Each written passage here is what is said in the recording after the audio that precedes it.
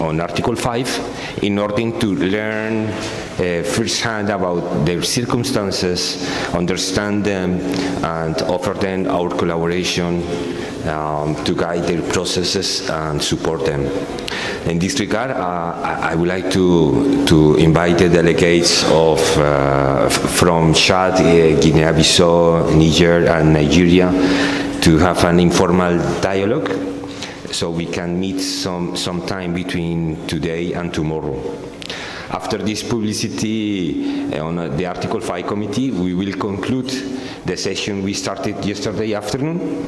So on my list, I have 4 countries that wish to share with us information on the situation that they are experiencing in relation to anti-personnel landmines, particularly those of an improvised nature. Those countries are in order: Niger, Nigeria, Sierra Leone, and Togo. Before I begin and welcome the delegates to the podium, I would also like to appeal your understanding that the presentation should be kept to 5-7 minutes in order to avoid delays in the general program of our conference. So, saying this, I would like to invite the distinguished delegate of Niger to the podium, if he's in the room. Okay.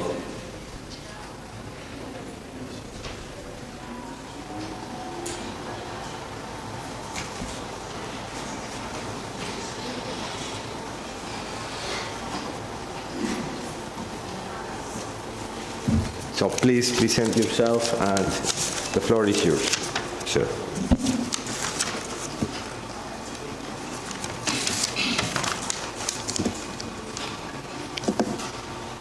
Merci beaucoup pour l'opportunité que vous prenez de prendre la parole ce matin.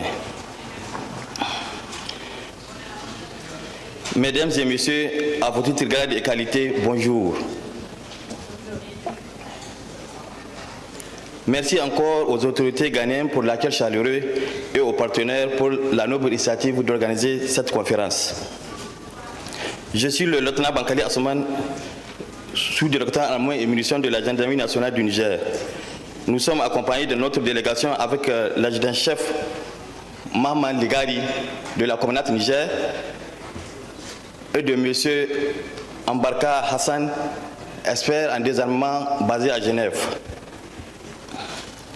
Le Niger, pays sahélien, a hérité depuis son indépendance en 1960 d'un champ de mines dans sa partie nord, près de la frontière avec la Libye. Ensuite, dans les années 90 et 2007, le pays a fait face à une rébellion armée et d'énormes problèmes sécuritaires liés au trafic d'armes légères et de petits calibres.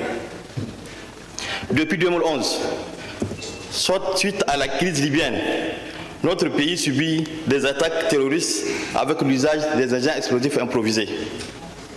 C'est ainsi que le Niger se trouve dans les 2 listes, notamment la liste des pays ayant un champ de mines conventionnel et les pays qui subissent les conséquences des attaques liées aux agents explosifs improvisés.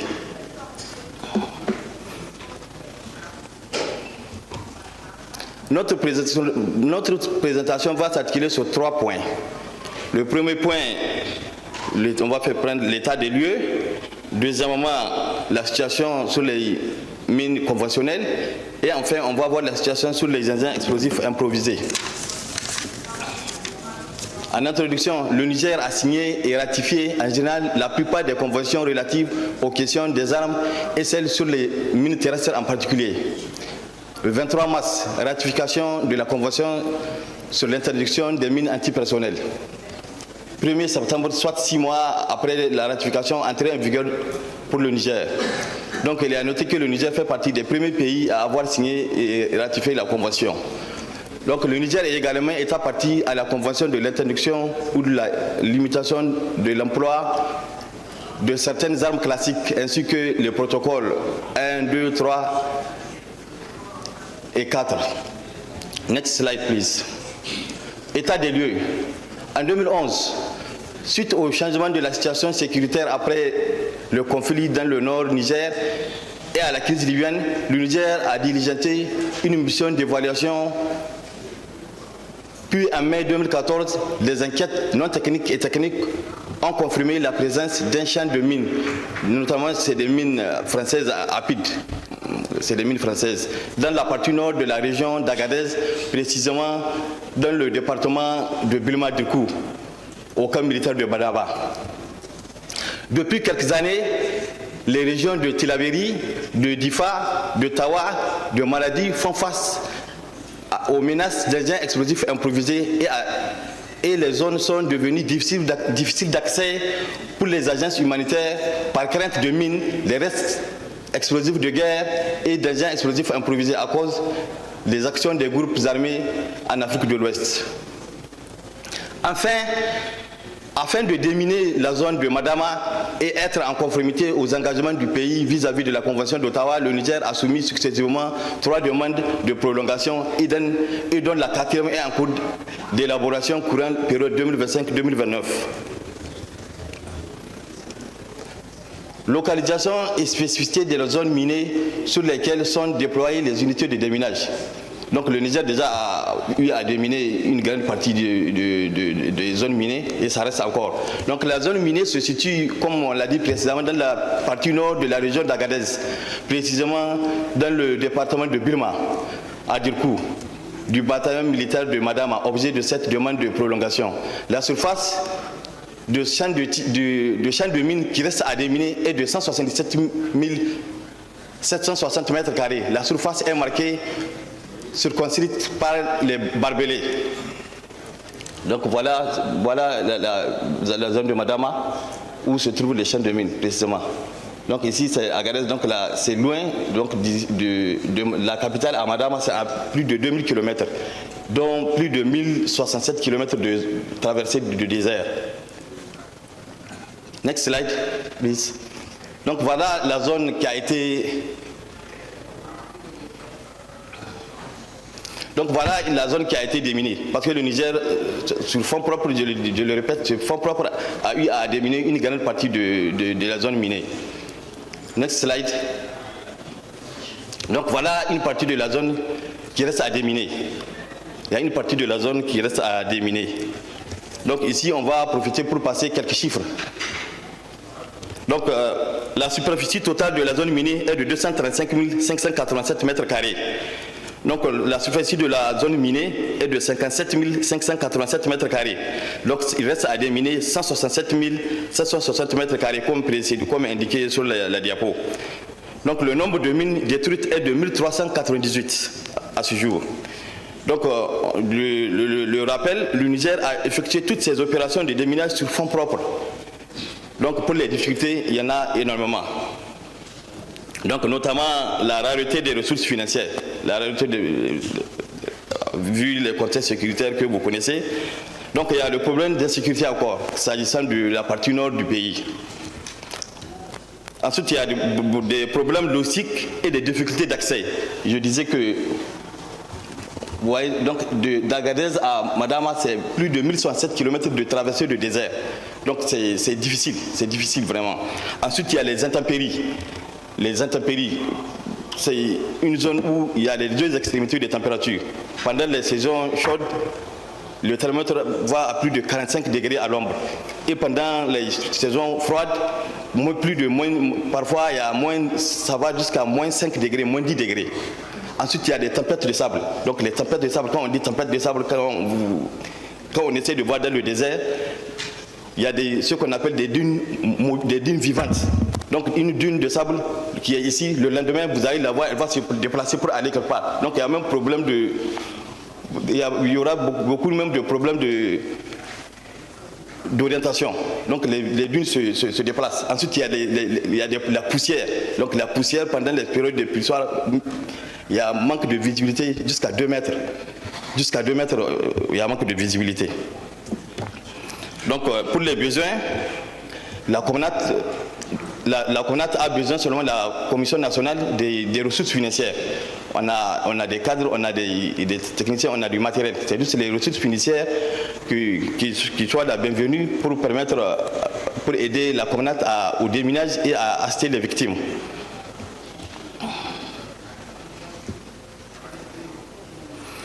Donc, s'agissant des engins explosifs improvisés, donc je disais depuis 2011, le Niger fait face au problème de sécurité relatif aux attaques terroristes. Donc, on a quelques chiffres de la mise à jour, c'est depuis 2016 à 2022. Donc, il y a eu 175 incidents recensés, au moins 392 victimes, 187 tués, dont 81 civils, 195 blessés, dont 116 civils. Donc, s'agissant particulièrement des mines antipersonnelles improvisées. Donc, il faut noter d'abord que la majorité des activités terroristes se passent au niveau de la région de Tillabéri. Ici, c'est la région de Tillabéri, la région des trois frontières, communément appelée la zone de l'Iptako-Gourma. Donc, et la région de Difa. Ici, c'est la région du bassin du lac Tchad. Ici, donc, où sévit Boko Haram. Donc, voilà, ces deux régions concentrent plus de 95% des activités terroristes. Donc, et des engins explosifs improvisés.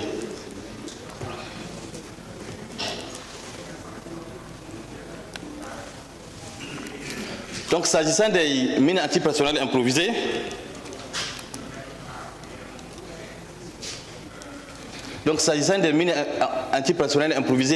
donc c'est ces parties qui concentrent encore la plupart des cas recensés.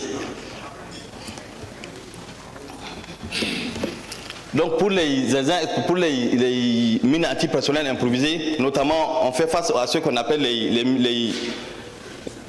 les engins explosifs qui sont placés sur les itinéraires au passage des forces de défense et de sécurité. Donc ce que les anglophones appellent les roadside bomb. Donc roadside bomb. Donc généralement c'est posé sur des itinéraires. Donc il y a trois principes de fonctionnement qu'on a recensés. Trois principes de fonctionnement qui sont utilisés par les terroristes. La première catégorie, c'est les engins explosifs improvisés qui sont initiés par la victime elle-même.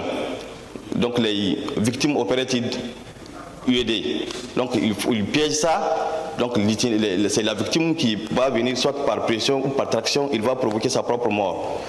Deuxièmement, on a ce qu'on appelle les commandes IED. Donc le terroriste, il est à côté, il tient un câble, il ouvre le circuit et au passage des forces de défense et de sécurité, il ferme le circuit pour provoquer l'explosion.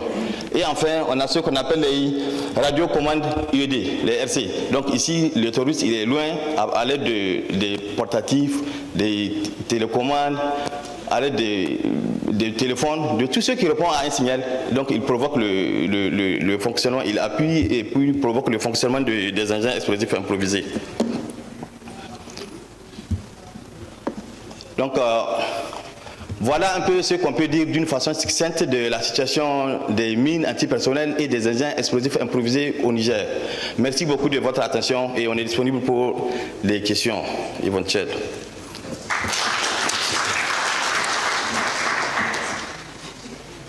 Thank you very much to the distinguished delegate of Niger. So now I would like to invite the distinguished delegate of Nigeria.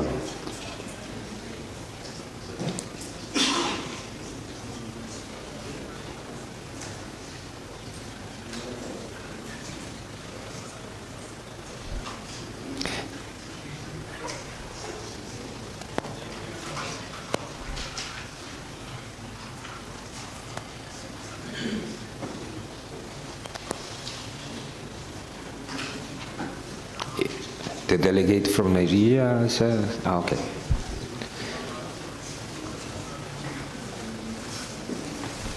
Please, sir, introduce yourself to us, and you are welcome, and you take Thank the floor. you. Good morning. May I stand on the existing protocol? My name is Khalifa Muhammad Lawan. I'm here to present Nigerian statement on behalf of Nigerian Mine Action Center. Next, please. On behalf of Nigerian Mine Action,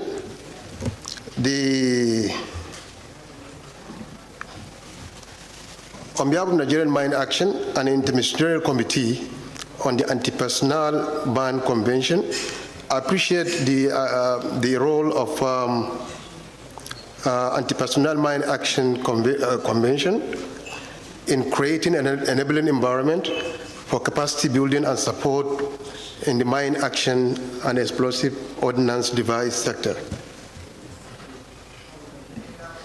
I also appreciate the role of UNMAS, JICA, MAC, and other development partners for cooperation and support in many ways in actualizing the Nigerian National Mine Action Center.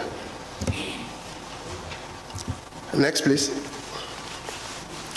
As you may be aware, Nigeria acceded to Ottawa Convention on 27 September 2021 and expeditiously ratified same on 1st March 2002.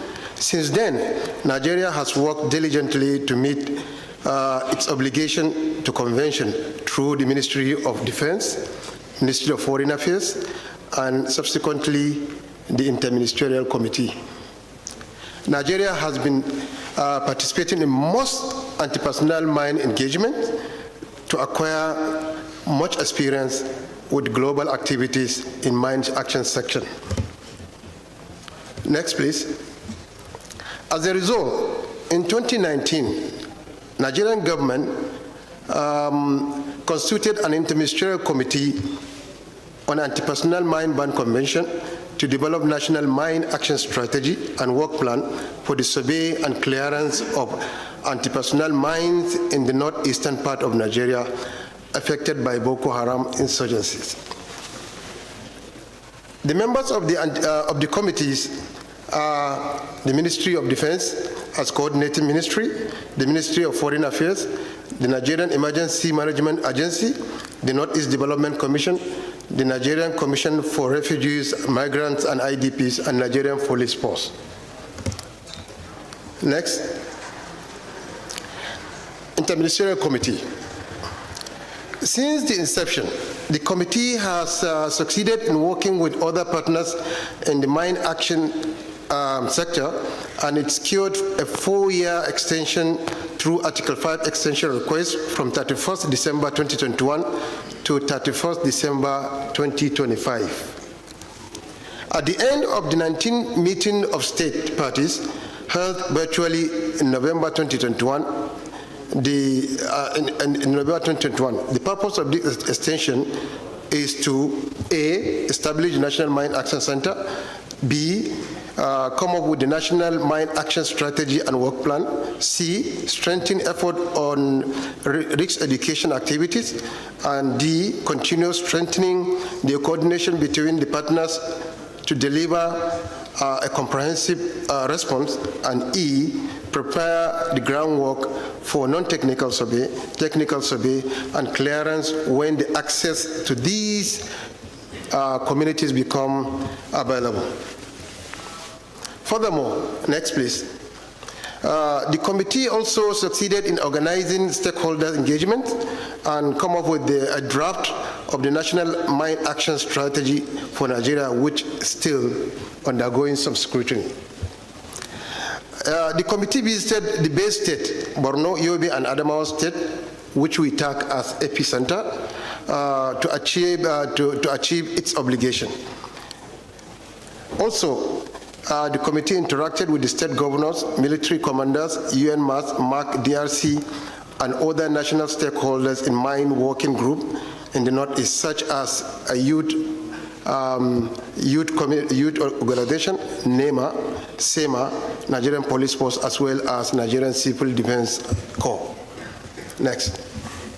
In 2022, the committee submitted an interim report to the federal government of Nigeria through the Minister of Defense, where the need for establishment of National Mine Action Center to coordinate all mine action activities in Nigeria was adequately discussed. and the federal government graciously approved the establishment of National Mine Action Center in Maiduguri, Borno State.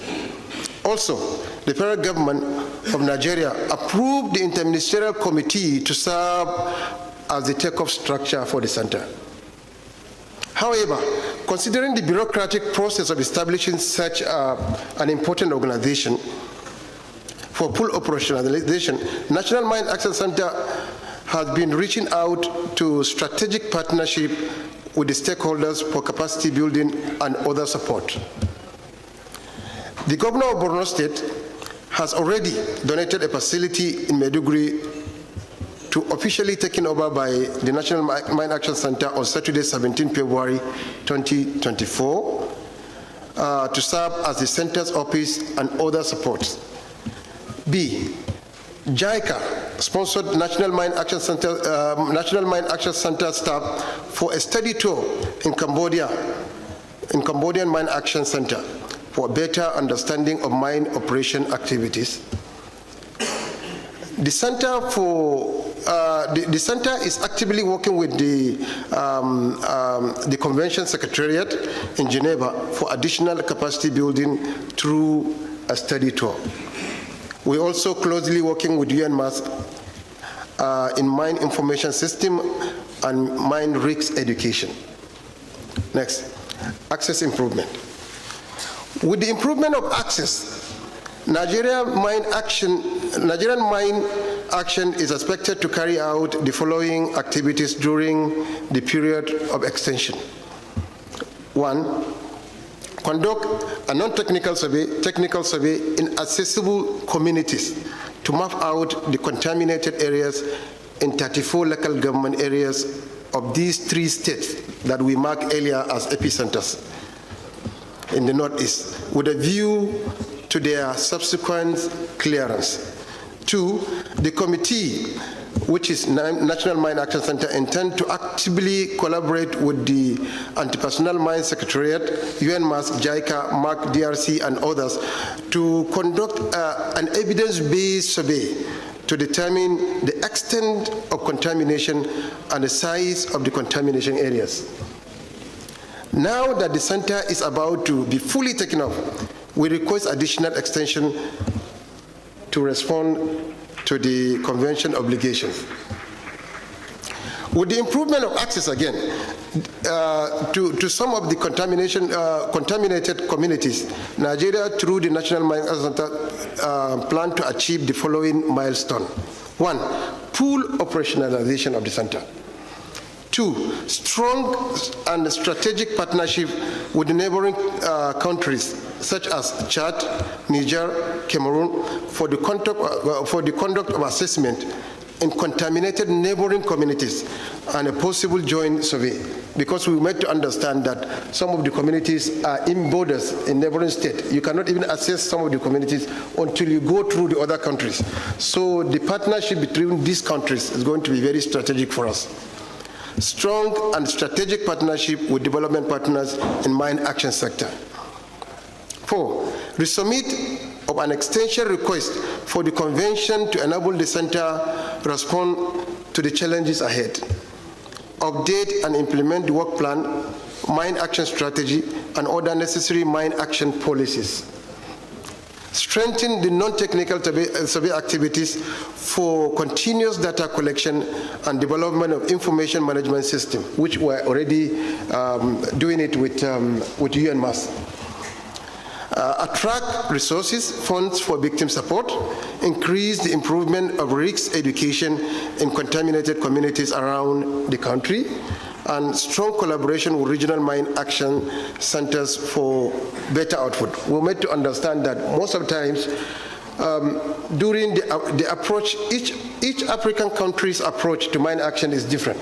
So this time around, we want to see how we can come together so that we can have one focus toward attaining to the control of mine action, so that we can easily raise that to some of the regional organizations such as ECOWAS, African Union, and what have you. And the newly established National Mine Action Center In conclusion, the newly established National Mine Action Center will once again call on stakeholders and organizational support in the following areas. 1, extended capacity building on technical mine action operation. This is what most of us lack. So we need to have an extended capacity building in the technical aspect of operation. 2, development of protocol and documentation of mine action pillars. 3, capacity building in resource attraction and partnership. And 4, support for mine action tools and equipment for mine action operation. And number 5, share valuable information that will empower the regional approach in achieving the mine-free communities in Africa.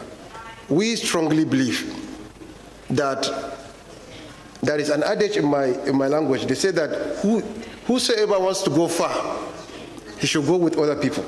But whosoever wants to go fast, he should go alone. So in Nigeria, we choose to go with other people. And thank you very much for listening. Thank you. Thank you very much. And now I'm pleased to invite the delegate of Sierra Leone.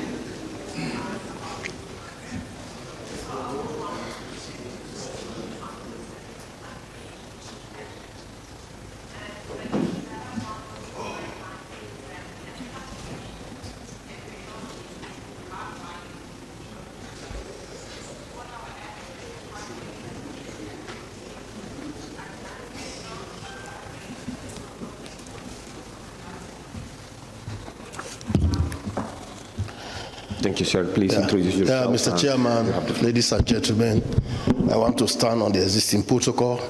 Good morning to you all. I'm Prince Kombi, representing the Sierra Leone Commission on Arms and Ammunition here in this conference, but I'm also here with a sister who is also working in the commission, and that's DSP Madam Esther Kuroma. She's here with me. So 2 of us are actually representing Sierra Leone in this conference.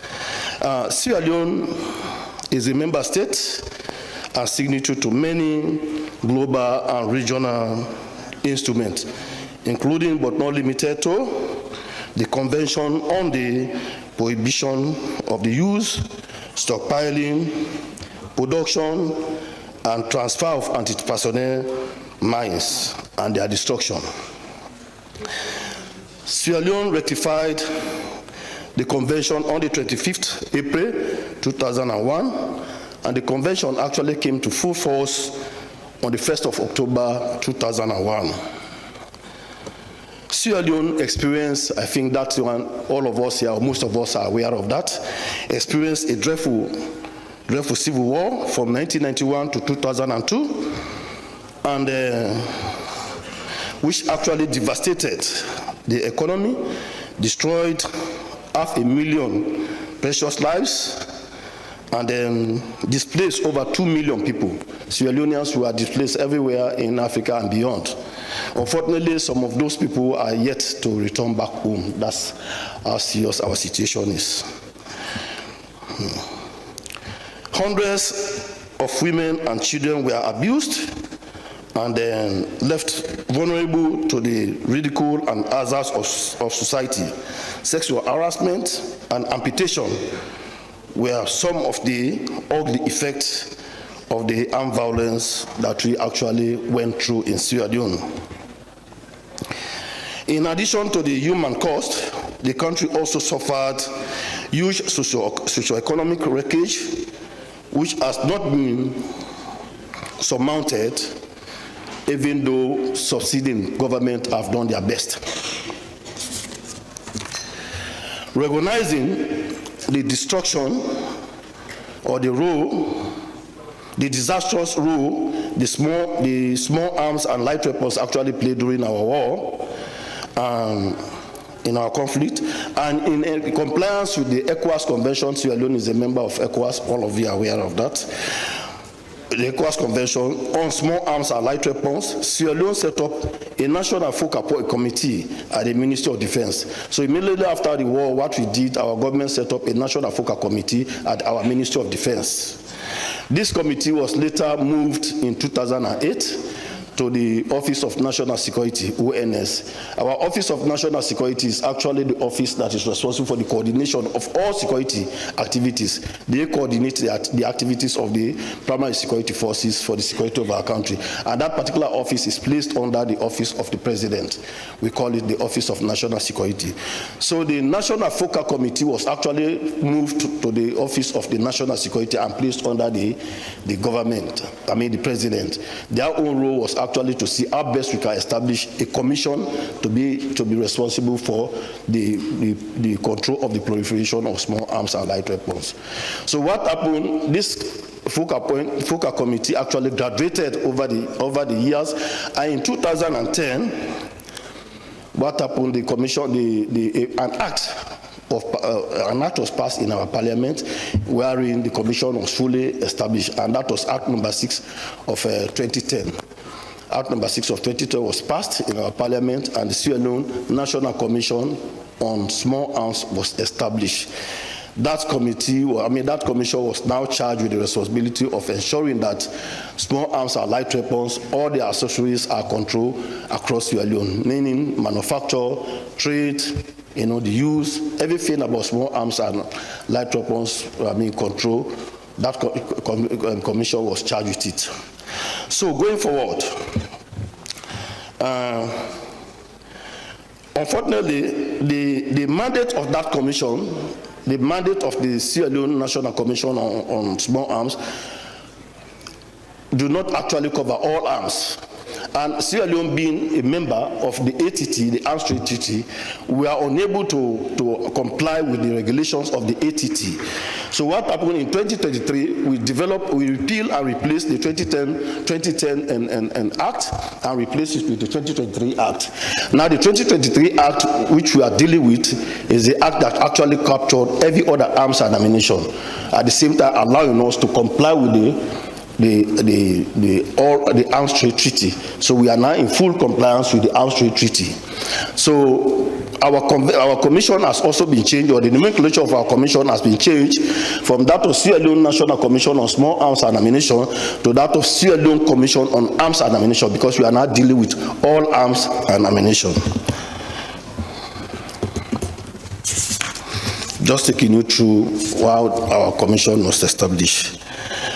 Of course, mine laying has become common practice in virtually every conflict situation around the world, including West Africa and the Sahel region. That this one is directly a quote from the ICRC.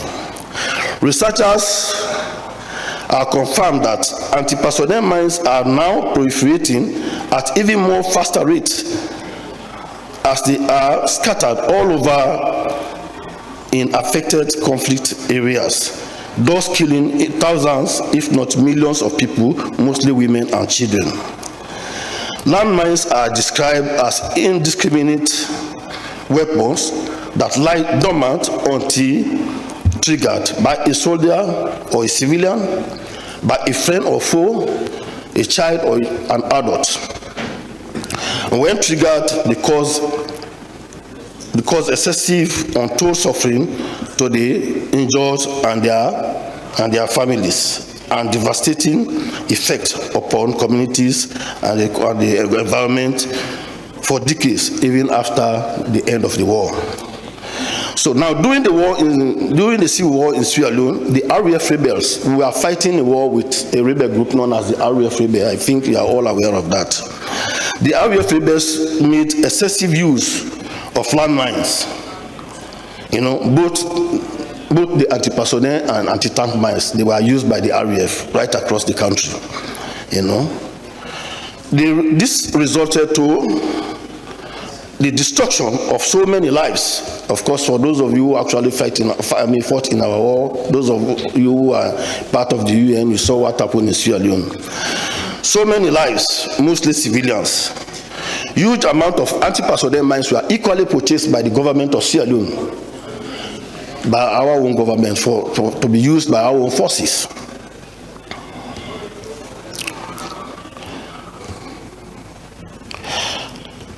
And to be used where necessary. Unfortunately for the government troops, the RAF forces were using a guerrilla type of warfare. So there was no a definite avenue of approach. You don't know where they are coming from. So that actually restricted the Republic of Sierra Leone armed forces from using the mines, which were purchased by the government. However, those mines, the army also made use of some of those mines in defensive positions. The unfortunate situations are that most of those mines that were used by both the RAF and even the AUSLAF were not marked or mapped. This is the difficult situation with Sierra Leone when it comes to mines.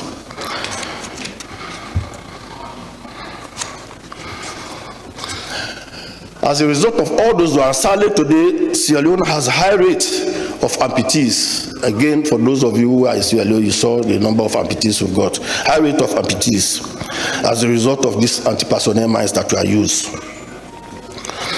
Let me also inform you here that not all the amputations in Sierra Leone that were caused by anti-personnel mines. Most of you will agree with me that during our war, the RAF were amputating people physically. Children as young as 2 years were amputated by the rebels during our war. So that was how devastating the war in Sierra Leone was. For those of you who are familiar with the Sierra Leone Civil War, you will agree with me that the RAF rebels indeed physically amputated, as I've said. You are all witnesses, most of you who fought, who worked in Sierra Leone in different capacities. Apart from the, of course, I'm saying it is all of us here, it is our hope that this type of devastating war that occurred in Sierra Leone will never occur again. So, apart from the mines that were scattered all over the country, or that were being planted by the RAF and the soldiers, we also suffer consequences of USOs. Immediately after the war, the country as a whole was littered with unexploded ordnances. Remember, we had a series of different forces. ECOMOG was there, and they also have the UN troops and all these things. So our country was left littered with unexploded ordnances. These unexploded ordnances had a very devastating effect on our people. The reason being, some of the children who are not familiar with what USOs are were using those unexploded ordnances as a toy to play with. And in the process of doing that, there were explosions and we lost so many lives. Fortunately for us, immediately after the war, we had some intervention from the United Kingdom, Nigeria, West ECOWAS, the whole world, in fact. Fortunately for us, through the help of the United Kingdom led, we had what we call the International Military Advisory Team, IMAT, Advisory Training Team. That training team comprises of the UK forces, the US, Nigeria, Senegal, Ghana, Canada, everywhere. All of them were part of Gambia. They were all part of that IMAT. So they actually assisted Sierra Leone to do some mine clearing. So there was a vigorous mine clearing exercise together with our own engineers that were able to clear those areas that were those mines fields that were known to the government troops or to, after the reintegration process, by the RAF. Because after the war, we did the DDR program. We actually bring the RAF into the armed forces, and we are working with them together. So most of those RAF people that were reintegrated were able to identify their landmines that were all over the country. So that helped the UK-led IMAT to do some massive mine clearing exercise, which I was personally part of it. Then, so after the clearing exercise, what we did again, we went into sensitization and programs. We are all over radio stations and a lot of community sensitization. I'm wrapping up, telling people that if you see a shiny object, all what you need to do is to just demarcate that area and report to the police. That sensitization process assisted us greatly. As I'm talking to you, the establishment of the commission also has helped Sierra Leone greatly. As I'm talking to you now, we do not have a single stockpile of mines. We have destroyed every other mines, be it anti-personnel, anti-tank. There is no single mines in Sierra Leone at the moment. And the good thing is, since after the clearing exercise, we have not received an incident of mine destruction. I am not saying here that we do not have mines in Sierra Leone, because I'm not very much confident that all the mines that were laid during the war have been cleared. But the good thing is we have not received any incidents, a reported destruction by landmines or any other type of mines after our exercise and our what. So we want to thank God for that, for his intervention. Sierra Leone is doing much in terms of not only the mine area, but the general control of small and light weapons across the country. What is lacking at the moment is support.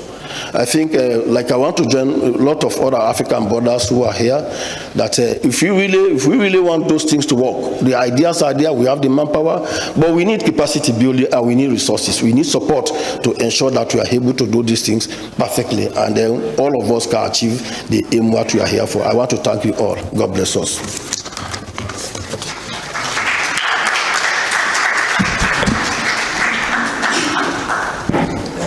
Thank you so much. And we are at the end of this agenda item.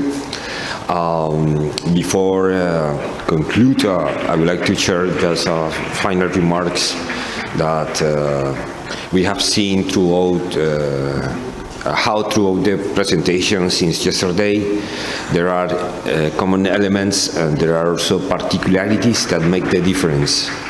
And some difference are given by physical, economical, technical resources, human capital, access to international cooperation, among other factors and variables.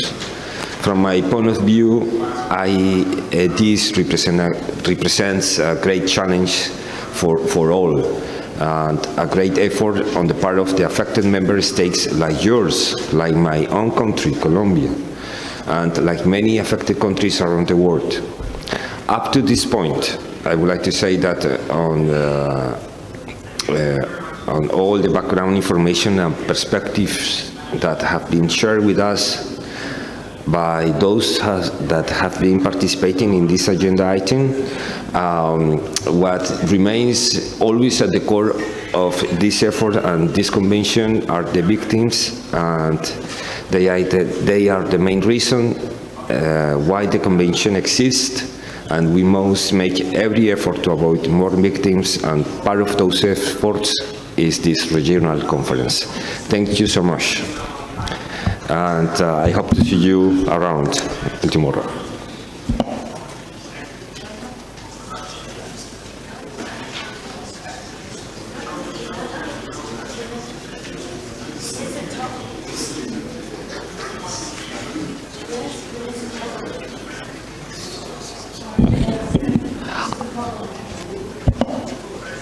I apologize. I miss one delegation. The last delegation is Togo.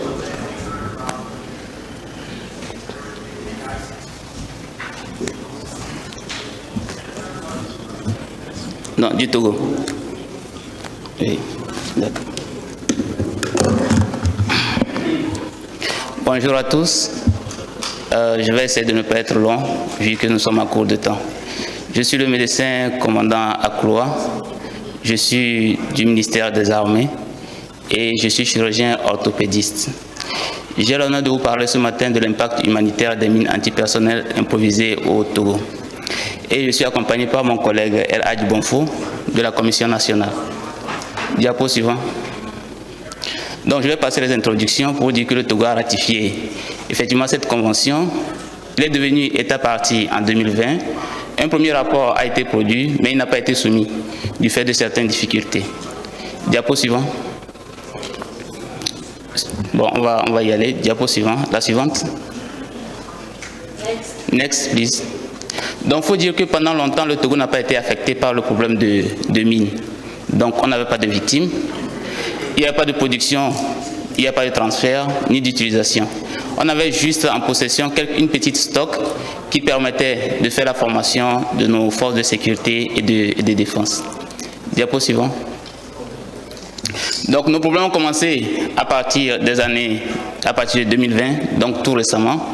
Et le problème est venu du Sahel, avec l'insécurité au niveau du Sahel, au Mali d'abord, qui est descendu vers le Burkina, puis vers le Togo. Et c'est cette zone, la zone du nord, un peu en rouge, la région de Pendial, qui est la zone la plus impactée c'est à partir de cette zone que nous avons commencé par compter nos victimes. Diapo suivant. Et les lésions que nous avons observées allaient des lésions les plus simples pour l'écriblage à de véritables mutilations. Je suis désolé pour certaines images qui sont un peu choquantes. Mais il fallait quand même que nous le présentons pour que nous voyions un peu l'impact humanitaire de ce que causent vraiment ces mines-là. Et parmi nos victimes, nous avons eu 31 victimes. Pardon, on revient sur la diapo précédente. Nous avons eu 31 victimes. Et parmi ces victimes, il y avait 3 femmes et 3 enfants. Diapo précédente, s'il vous plaît, j'ai pas fini. Non. Diapo précédente. Before. Oh, yeah. Encore. Précédente. Before, thank you. Ok. Donc. D'accord. Next. Suivante, la suivante. D'accord. Expliquez. Oui, je disais que les lésions allaient des lésions les plus simples pour le criblage et des lésions les plus complexes, telles que cette mutilation, cet écrasement du pied complètement avec la mine. Et parmi nos victimes, il y avait 31 victimes de 2022 à 2023. Et parmi ces victimes, il y avait 3 femmes et 3 enfants. Next. Donc, la première phase a consisté à prendre en charge en urgence ces blessés avant de chercher à faire toute autre chose. Et la prise en charge a été faite en urgence, donc immédiatement dès qu'il y avait l'incident, les forces de sécurité étaient sollicitées et envoyaient les médecins militaires sur les lieux. Il y avait d'abord une prise en charge initiale, puis les patients sont transférés maintenant dans les hôpitaux de référence où une prise en charge chirurgicale adaptée avec un soutien psychologique était administré. Next. D'accord. Donc pour les mesures qui ont été mises en œuvre, nous avons eu à identifier les zones qui étaient concernées, et c'était spécifiquement cette zone. Mais à ce jour, il est difficile pour nous de pouvoir évaluer la surface concernée effectivement par les mines antipersonnelles. Nous avons procédé à la formation des équipes de déminage parce que c'est un problème tout à fait nouveau pour nous. Et c'est maintenant que la formation des équipes de déminage a commencé. Nous avons commencé par sensibiliser la population, également qui a commencé par faire face à un problème nouveau, de même que les médias sur les termes qu'ils doivent utiliser pour essayer de rassurer la population, mais également les amener à comprendre les défis qui se présentent à nous. Next. Il y a eu également la mise en place des centres de réhabilitation et de réinsertion sociale. Comme nous pouvons le voir sur cette iconographie, ce patient qui a présenté un pied de mine bilatéral et lors de la marche est difficile parce qu'il n'arrive plus complètement à appuyer. Si on avait les radios, on verra que ce patient n'a plus de calcaneus ni de talus, c'est tout cela qui permet de faire appui et de marcher. Donc en conclusion, je vais dire que le problème de mine est un sérieux problème à la fois humanitaire, sécuritaire, économique. Et des mesures doivent être prises. Et ces mesures ne doivent pas concerner non seulement de sécuriser les zones, mais également il faut penser aux patients, aux victimes, après leur prise en charge, leur devenir et leur insertion sociale dans la société. Et avant de conclure, je vais donner l'exemple de cet enfant de 7 ans qui a été victime d'une lésion par mine. Et malheureusement pour lui, il a reçu un éclat dans le rachis. Et il s'est retrouvé à 7 ans paraplégique complètement. Comment va faire cet enfant pour survivre pendant tout son existence? C'est là la grande question. Donc merci de votre aimable attention.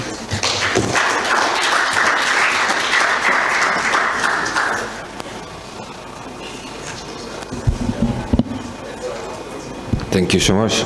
I was informed that there is also another delegation that would like to take the floor. It's Gambia.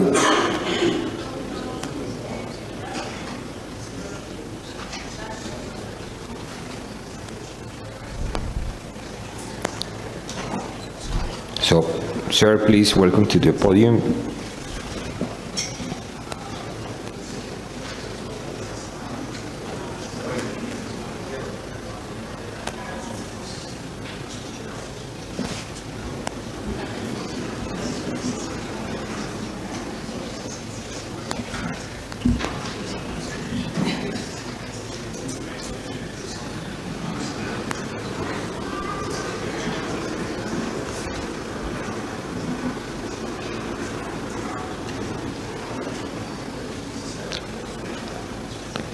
The delegate from Gambia. Yeah. Okay.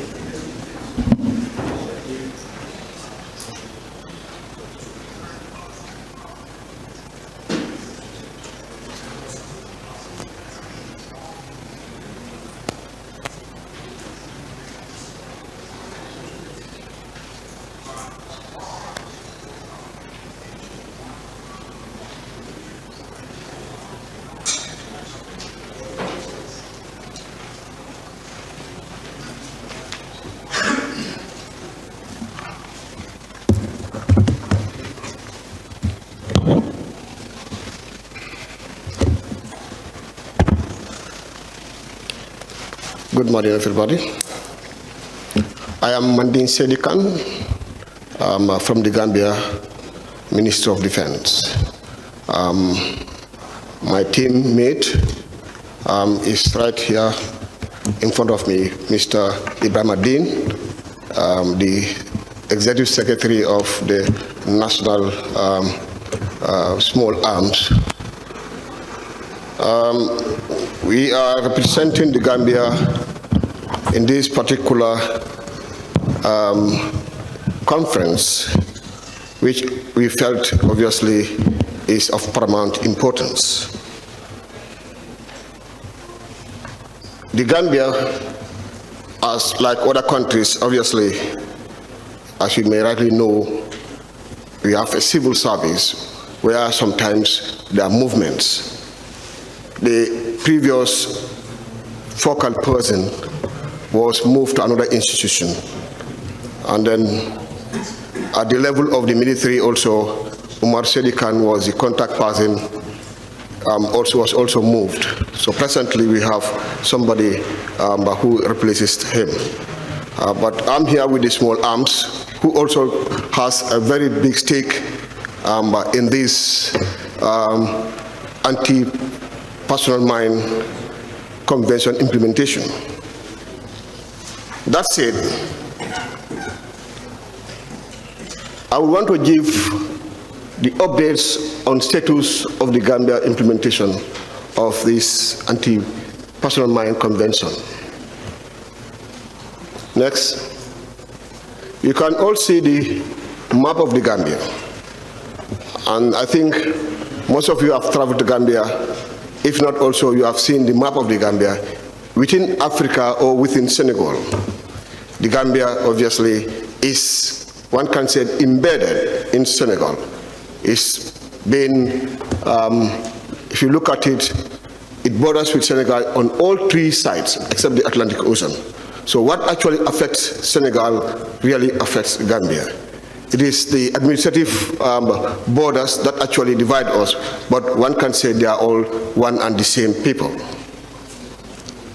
We don't actually have anti-personal mines within our country, but looking at the borders between Gambia and Senegal, we all know there are some conflicts some time ago, the MFDC in the Casamas region with the Senegal government.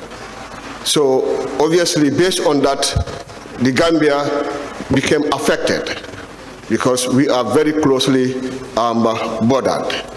There is a very thin line border, very thin line. You enter Senegal unnoticed from the Gambia. Next. The Republic of the Gambia, I would say, is proud to be a state party to the Anti-Personal Mine Ban Convention. The Anti-Personal Mine Ban Convention, the foundation of which is based on transparency and mutual accountability.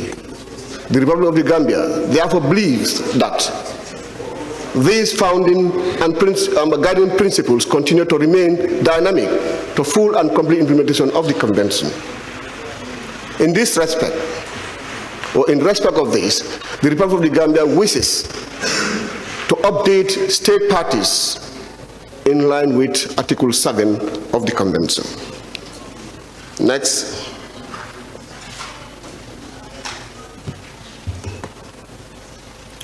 ratification of the convention. The Gambia ratified Anti-Personal Mine Convention or Treaty in 2003.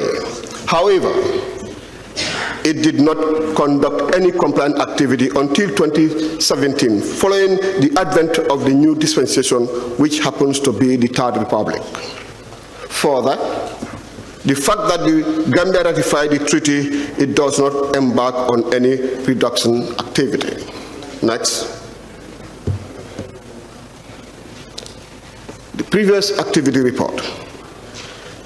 The previous report of the figures concerning the number of anti-personal mine processed by the Gambia were submitted in 2017, 2018, and 2019.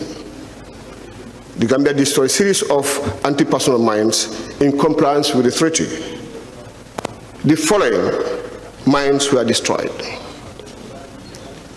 AVS-50 AP mines, hundreds were destroyed, and T-72B AP mines, 67 were also destroyed.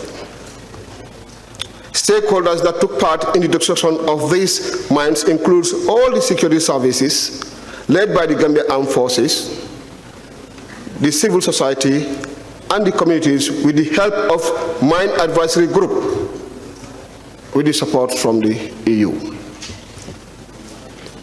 Next. The Gambia Armed Forces, for the purpose of implementing the Anti-Personal Mine Ban Convention, conducted mine campaign awareness for a period of 2 weeks in the southern Gambia border belt. The team covered communities of 29 villages. The sensitization was due to a mine incident registered around the Casamas region, bordering the Fonyi region of the Gambia. Next.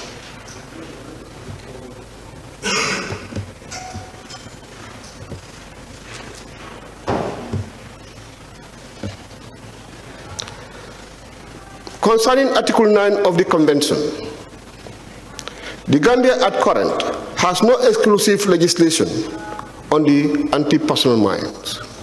However, the anti-personal mine issues are captured under the Arms and Ammunition Act. This, as related to the convention, is deemed sufficient for its implementation. We felt, obviously, the fact that we don't have an act of its own as regards anti-mine convention, but we have a law that actually covers this anti-mine ban convention. Next. On the aspect of humanitarian impact, I would say the Gambia has faced humanitarian impact by the improvised anti-personal mines in the past years. The Gambia, which is bordered with Senegal, as I said, on all its 3 sides except the Atlantic Ocean, has its region of Fonyi Belt bordered with southern Casamas, where the MDF rebels are stationed. This area is believed to be invested with anti-personal mines, which pose a tremendous threat to the Gambia. It has been difficult for the communities around that belt to identify the borderlines of the 2 countries that share the same forest parts, where these anti-personal mines were implanted, since most part of the borders between the 2 countries are porous. We all know how our borders are. They are very porous. You can leave from one village and then you enter the other country through just the bush or the forest part unnoticed. Next. So.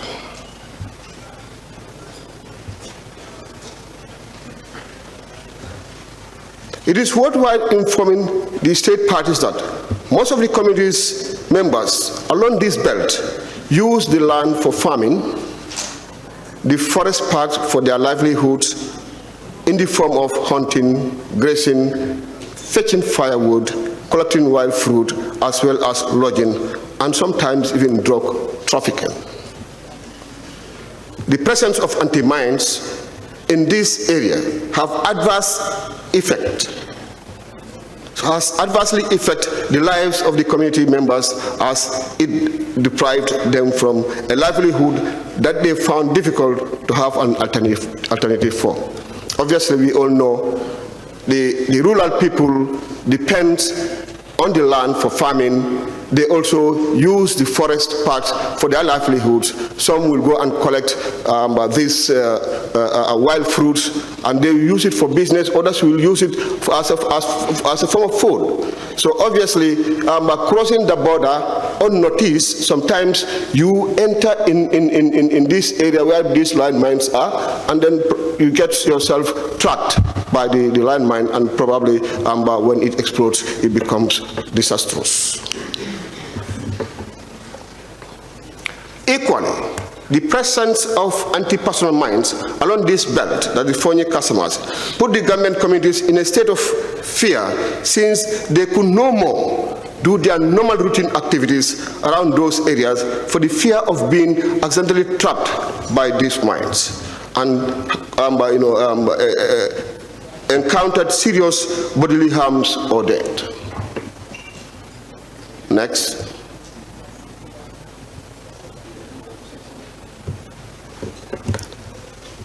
Support required. To embark on this exercise, among others, the Gambia required support from the Anti-Personnel Mine Ban Convention Implementation Unit or any relevant donor agencies that could sponsor desensitization or searching and diffusing exercise to enable the continuation of anti-personnel mines campaign, searching and diffusing exercise along the Fonyi region of the Gambia.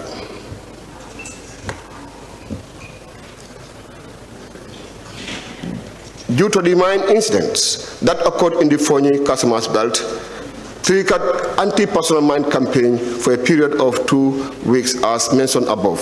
However, this is not enough, as all the villages in the Fonyi area, particularly those that were not reached, needs to be sensitized about the presence of mines along this belt to prevent future occurrences of mine fatalities. That's what I have for you all. I thank you all for your kind attention. And that's the Gambian experience for that matter.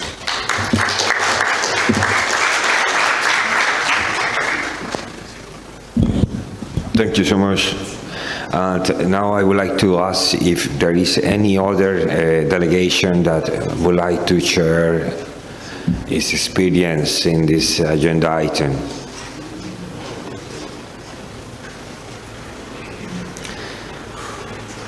If that is not the case, okay, Guinea. Please, sir. Would you like to join us at the stand?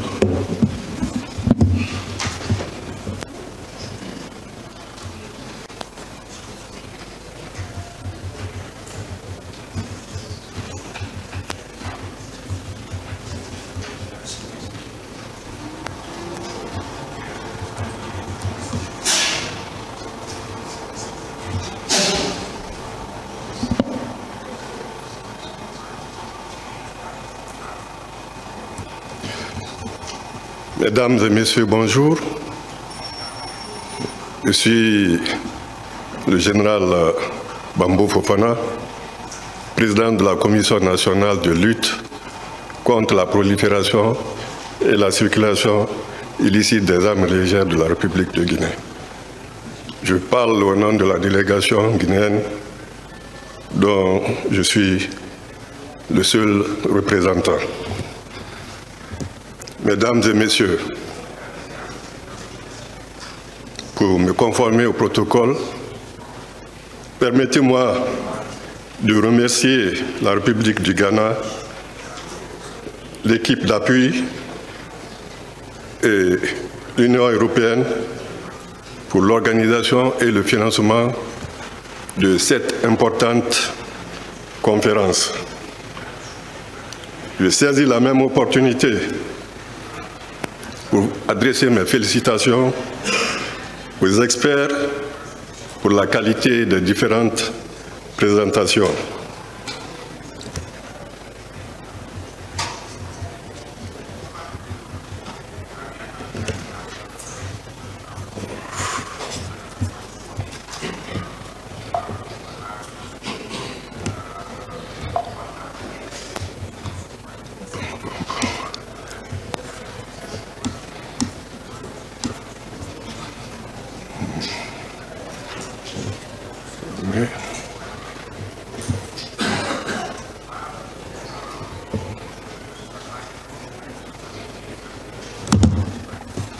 Excusez-moi pour la technique.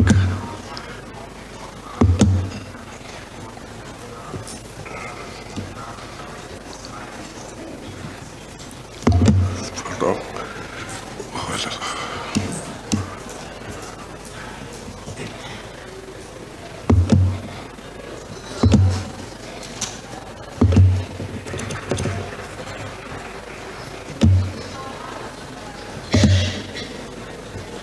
Voilà. De petits soucis techniques ici.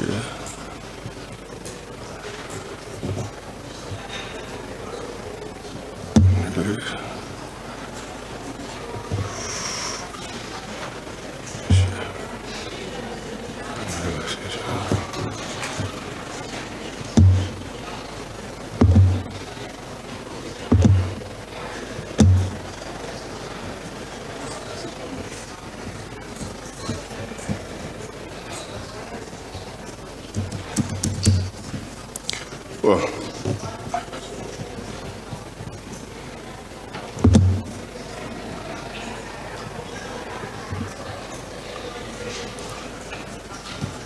S'il y a un technicien qui peut m'aider ici, là, dis-moi s'il vous plaît. Oui. Yes, yes.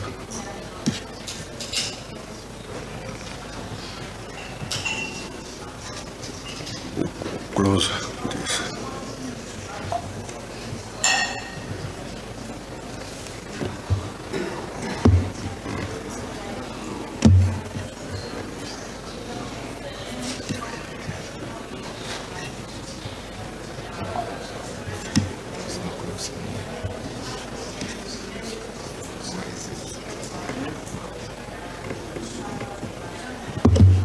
this.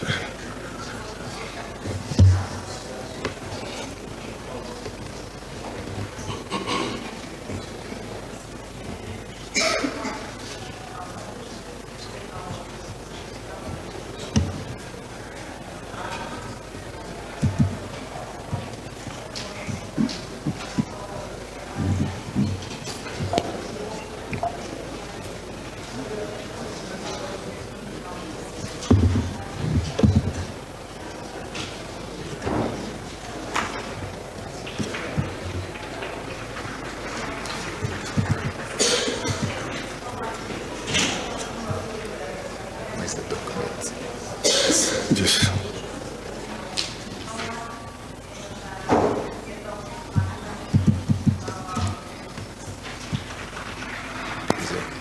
OK.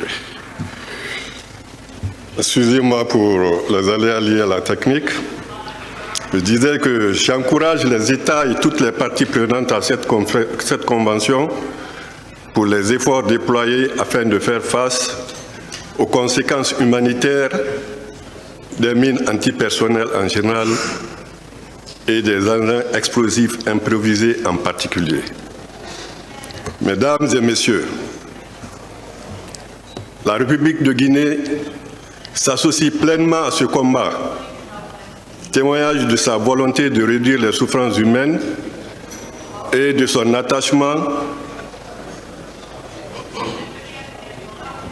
à contribuer à faire cesser les souffrances et les pertes en vies humaines causées par les mines antipersonnelles qui tuent ou mutilent des personnes, pour la plupart des civils innocents et sans défense, et en particulier des enfants, entravent le développement et la reconstruction économique.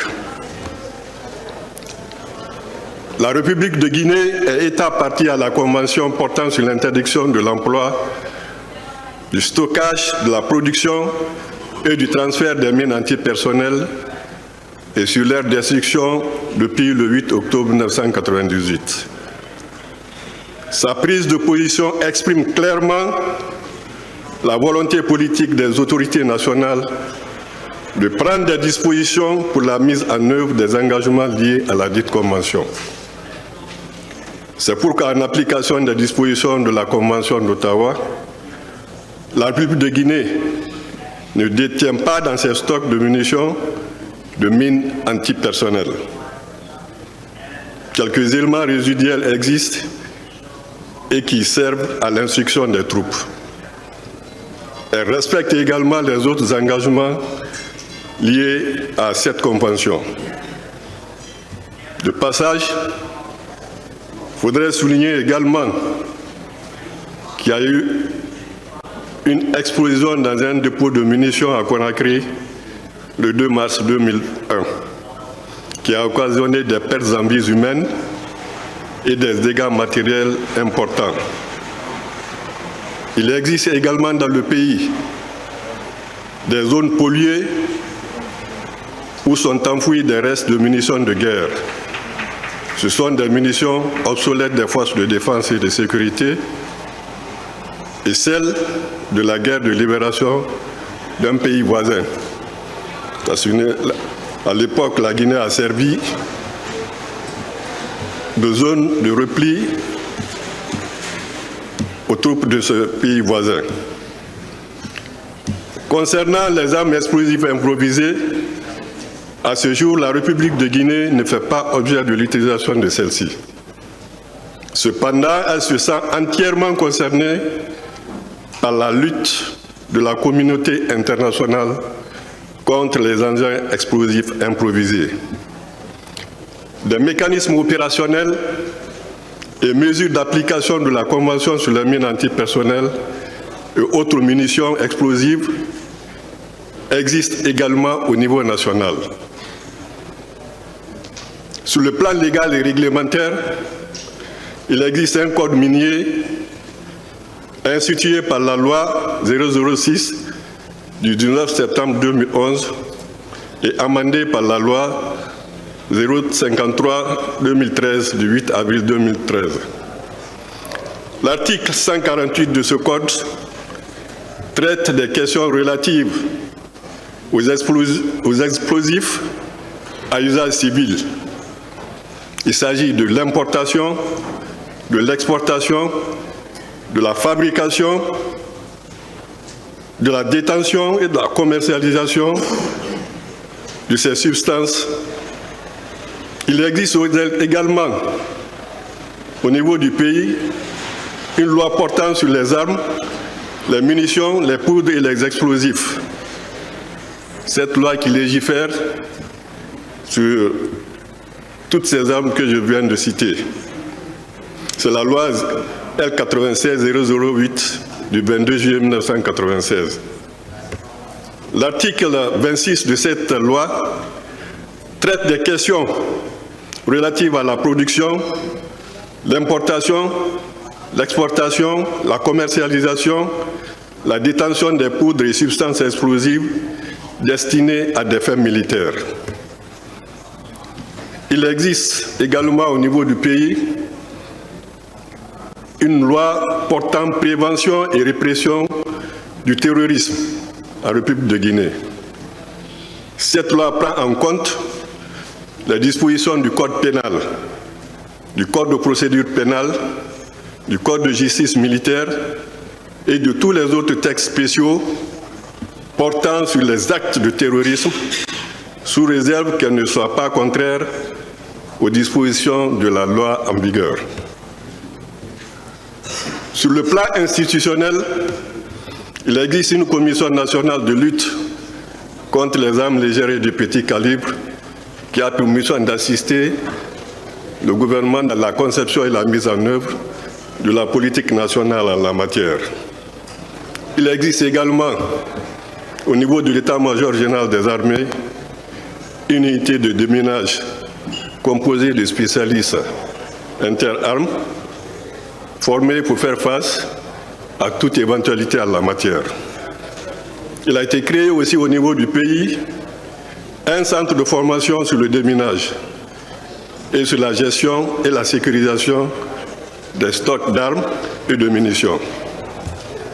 Dans le cadre de la destruction des munitions, parce que c'est ce qui est le point le plus important en ce qui nous concerne, avec la coopération américaine entre 2003 et 2004, nous avons réussi à détruire 89 889 munitions comprenant des grenades à main, défensives, des roquettes, des bombes d'aviation et autres munitions des armes légères et de petit calibre.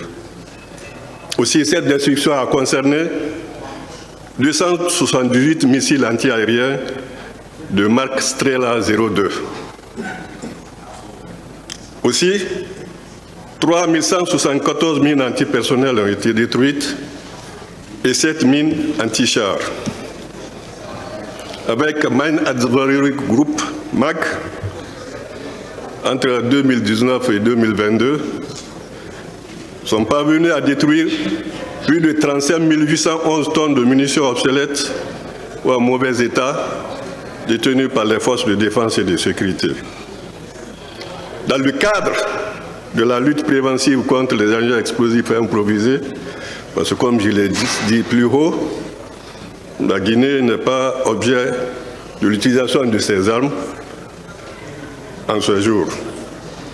Seulement à titre préventif, il y a une formation qui a été organisée au profit des officiers de la police nationale sur la neutralisation et la destruction des engins explosifs improvisés. Aussi, des formations sont organisées au niveau des forces armées sur la neutralisation des engins explosifs improvisés et EOD. Cette formation des formateurs a été reçue à Beyrouth au Liban. Comme autre mesure opérationnelle, il y a eu des constructions et réhabilitations des dépôts d'armes et de munitions sécurisés répondant aux normes internationales en la matière. Ça, c'est suite aux conséquences de l'explosion qui a eu lieu en 2001 dans une caserne dans la capitale Conakry. Aussi, des reconnaissances et délimitations des zones polluées ont été effectuées. Des évaluations techniques de ces zones en vue de leur éventuelle décontamination. Nonobstant ces acquis, face à la violation des principes les plus élémentaires ayant trait à la préservation des populations et biens civils lors de conflits armés, la République de Guinée pense que nous devons encore et toujours œuvrer ensemble pour un meilleur respect du droit international humanitaire. Dans ce cadre, la coopération et le partage des bonnes pratiques entre les États sont de nature à renforcer la protection des populations civiles. C'est pourquoi la mise en œuvre de la Convention portant sur l'interdiction de l'emploi, du stockage, de la production et du transfert des mines antipersonnelles et sur leur destruction mérite plus que jamais d'être renforcée. Ceci en tenant compte des nouveaux défis liés à l'utilisation des engins explosifs improvisés. La République de Guinée adhère aux idéaux véhiculés par la Convention d'Ottawa. Cependant, des difficultés liée à l'insuffisance de ressources financières et logistiques, limite son application effective au niveau national. Elle exprime l'espoir qu'à l'issue de la présente conférence, pouvoir bénéficier des expériences des États et d'autres parties prenantes en matière de lutte contre les impacts humanitaires des mines antipersonnelles et autres engins explosifs improvisés, que ce soit en Afrique de l'Ouest et dans la région du Sahel. Je vous remercie.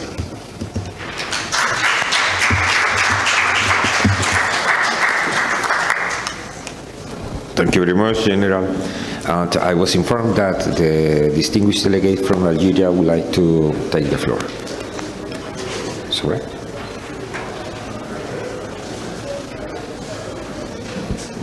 Please, Madam, you're welcome.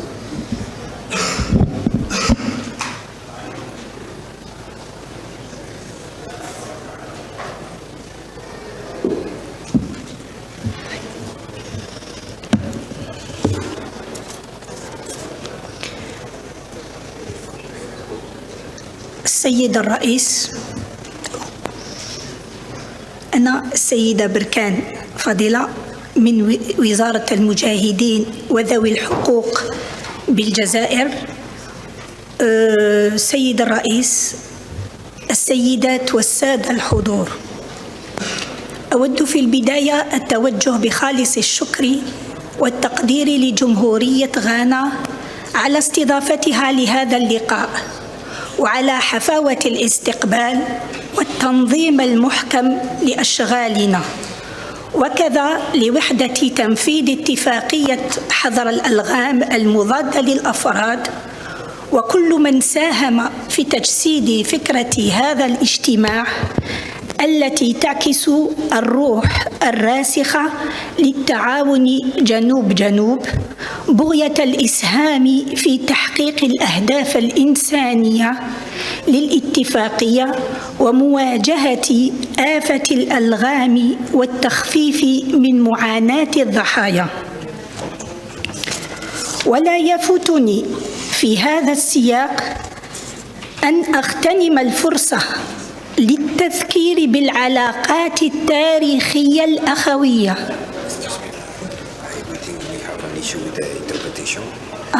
Slowly. No, would you like to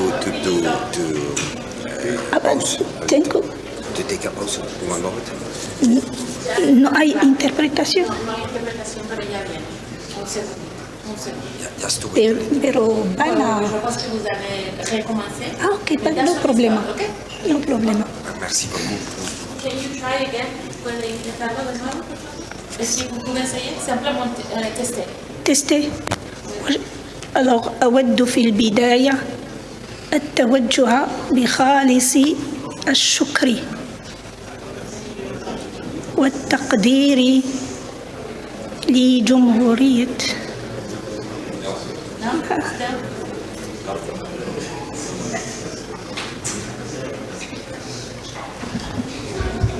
I please your patience because we have an issue with the interpretation, so please wait a little longer, we will resolve it.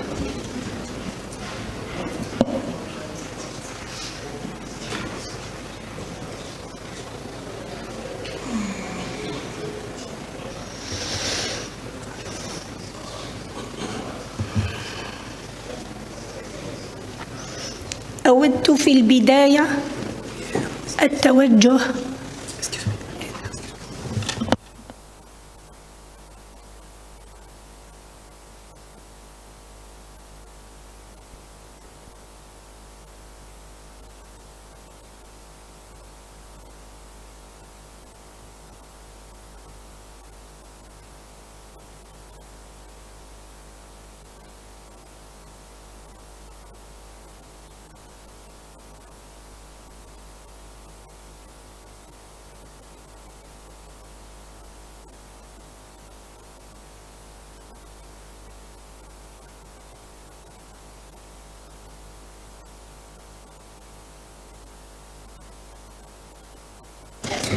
السيدات والسادة الحضور،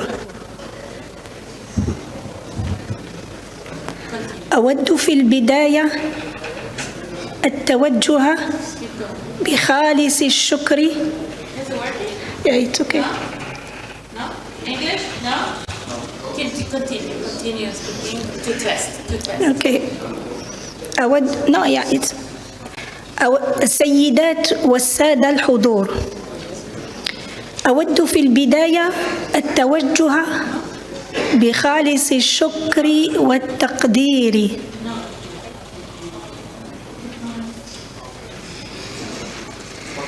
لجمهورية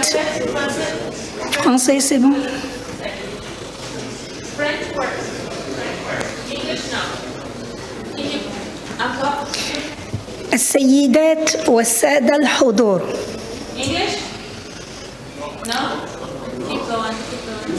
دوماج. English 5, channel 5, English. Okay? Okay. Let's try. Okay, so no problem. السيدات والسادة الحضور، أود في البداية No English, no word.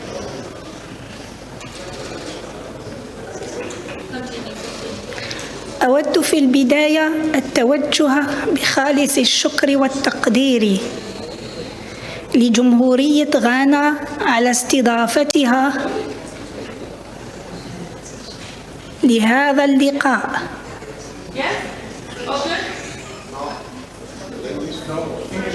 English, no. French, yes.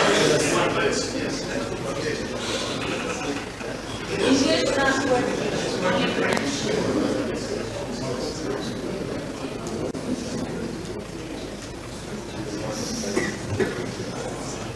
Can you try channel 1 English? Channel 1. Let's try it again. Pas de problème. السيدات والسادة الحضور. Yes. Okay. That's fine. Okay. Okay, babe. Okay, pas Yes, fine. Okay. Okay. السيد الرئيس، السيدات والسادة الحضور، أود في البداية التوجه بخالص الشكر والتقدير لجمهورية غانا على استضافتها لهذا اللقاء، وعلى حفاوة الاستقبال والتنظيم المحكم لأشغالنا، وكذا لوحدة تنفيذ اتفاقية حظر الألغام المضادة للأفراد وكل من ساهم في تجسيد فكرة هذا الاجتماع التي تعكس الروح الراسخة للتعاون جنوب بغية الإسهام في تحقيق الأهداف الإنسانية للاتفاقية ومواجهة آفات الألغام والتخفيف من معاناة الضحايا. ولا يفوتني في هذا السياق أن أغتنم الفرصة للتذكير بالعلاقات التاريخية والأخوية التي تجمع بين البلدين، والتي تعود لثورة التحرير الجزائرية، والإشادة بالدعم الذي قدمته غانا في مؤتمر أكرا 1958 لمساندة القضية الجزائرية. والشكر موصول للمحاضرين على عروضهم القيمة والمستفيضة.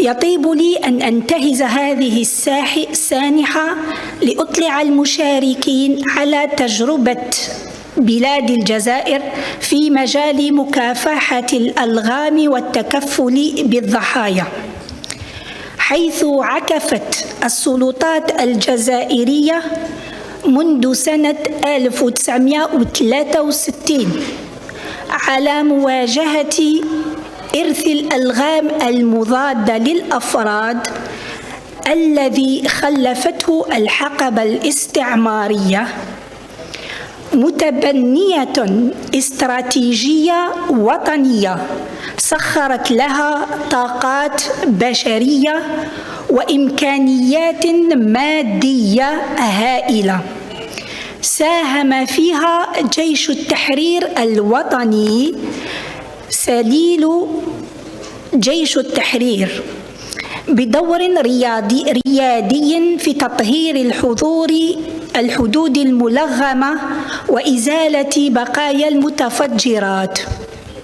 واستكمالا لهذا الإنجاز المتميز الذي تعزز بانضمام الجزائر لاتفاقية حظر الألغام سنة 2001 وكلل بالانتهاء من نزع الألغام سنة 2016 بقيام بلادي باستصلاح وتسليم الأراضي المطهرة للمواطنين ليجسدوا فيها مشاريع تنموية تخدم الصالح العام وتكون مصدراً للازدهار والرخاء. في نفس الإطار تواصل وزارة المجاهدين وذوي الحقوق وقطاعات أخرى وزارية السهر على ضمان التكفل الأمثل والدائم بضحايا الألغام وتعزيز رعايتهم الصحية والاجتماعية والنفسية وتحقيق الإدماج الاجتماعي والاقتصادي لهم، معتمدة في ذلك على سياسة وطنية واعية تضمنت وضع آليات فعالة وإصدار ترسانة من النصوص القانونية والتنظيمية خاصة بحماية وترقية وتعويض الضحايا أو ذوي حقوقهم، وإقرار الحق في منحة قابلة للمراجعة وللتحويل إلى ذوي الحقوق بعد وفاة الضحية، والاستفادة من التأمين الاجتماعي والتزويد مجاناً بأجهزة العطب واللوازم الملائمة للعاهة الناتجة عن الإصابة بالألغام، وكذا الخدمات النوعية للمرافقة الجوارية الدائمة. وعلى هذا الأساس تم اتخاذ تدابير تنظيمية وإجراءات مادية ومعنوية تهدف إلى تحسين وترقية التكفل بهذه الفئة. وبخصوص التوعية، تسعى وزارة المجاهدين وذوي الحقوق إلى تنظيم حملات تحسيسية وملتقيات وندوات وأبواب مفتوحة حول مخاطر الألغام المضادة للأفراد وعواقبها الإنسانية، كما تقدم الدعم المالي للجمعيات والمنظمات المعتمدة ذات الطابع الإنساني والاجتماعي الناشطة في هذا المجال. وبناء على تجربتها الوطنية أبت الجزائر إلا أن تسهم في الجهود الجماعية النبيلة التي تراعي الأبعاد الإنسانية وتسعى إلى تكريسها على أرض الواقع، وذلك من خلال توليها رئاسة لجنة مساعدة ضحايا الألغام المضادة للأفراد لسنة 2022. وأشكركم على كرم الإصغاء.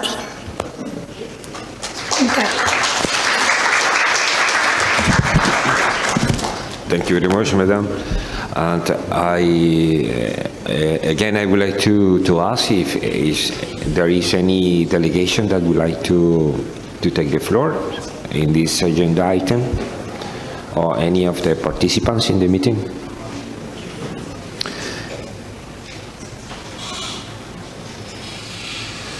If that's not the case, then I think we are reached the conclusion of this agenda item. So I would like to thank you for your kind attention.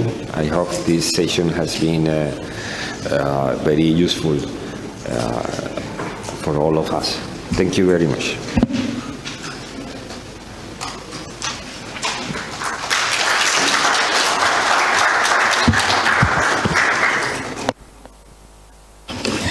Thank you very much, Chair of Article 5, for leading this session. It was indeed a great session. And thanks all delegates for participating. Thank you very much once again.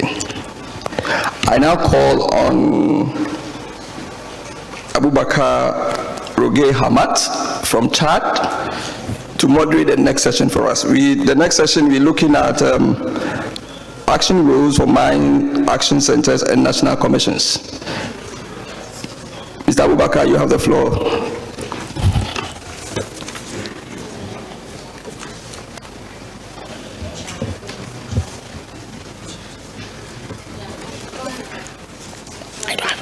You will do that.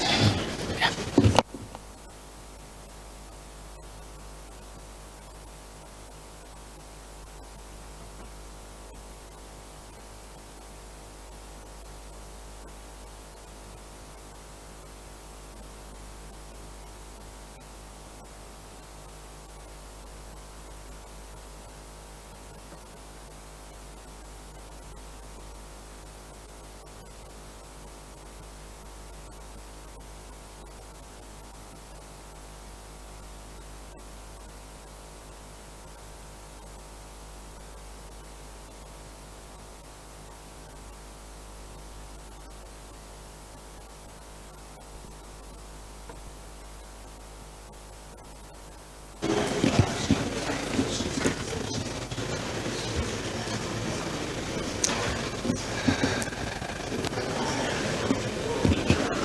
Merci beaucoup.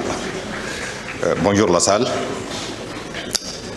Moi, c'est Abakar Koy Ahmad, chef de service aux opérations du Centre national de déminage du Tchad. Je suis honoré pour faire la modération de la session suivante, auquel je vais appeler les panélistes à se présenter au pupitre. Merci. Premièrement, nous avons M. Harad Ismail.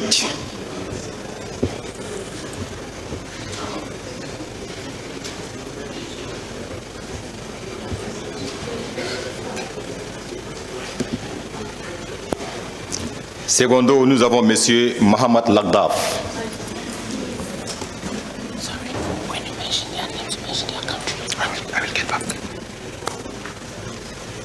Monsieur Mohamed Lagdaf de la Mauritanie. Merci. Nous avons Madame Joséphine Dressler, partenaire à l'ONG MAC. Et enfin, nous avons Monsieur Robert Iga Afedra du NPA.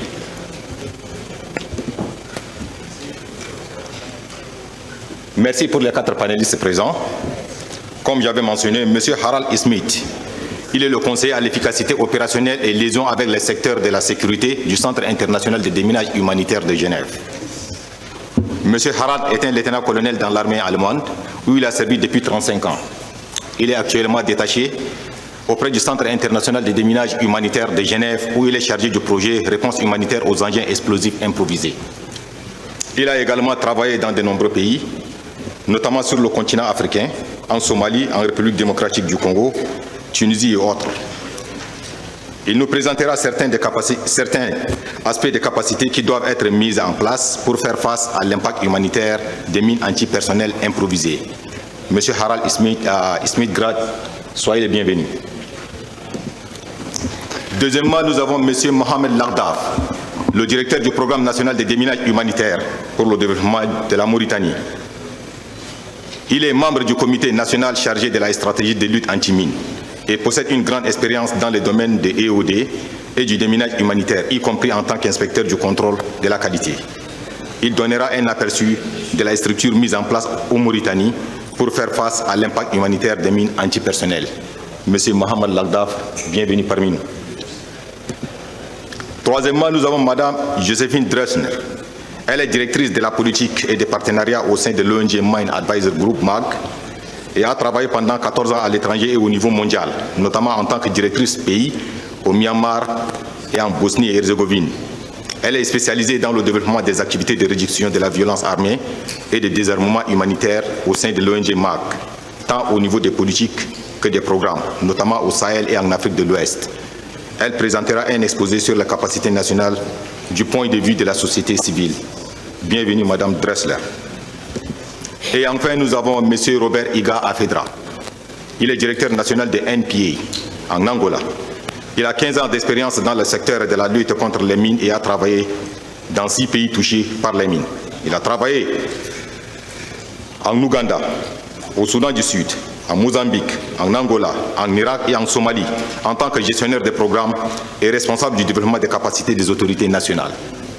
M. Robert fera une présentation sur les collaborations entre les autorités nationales et la société civile et se concentrera sur l'approche du développement des capacités des autorités nationales de lutte contre les mines, en soulignant les opportunités et les avantages de la collaboration et la manière dont le développement des capacités joue un rôle à cet égard. Merci beaucoup.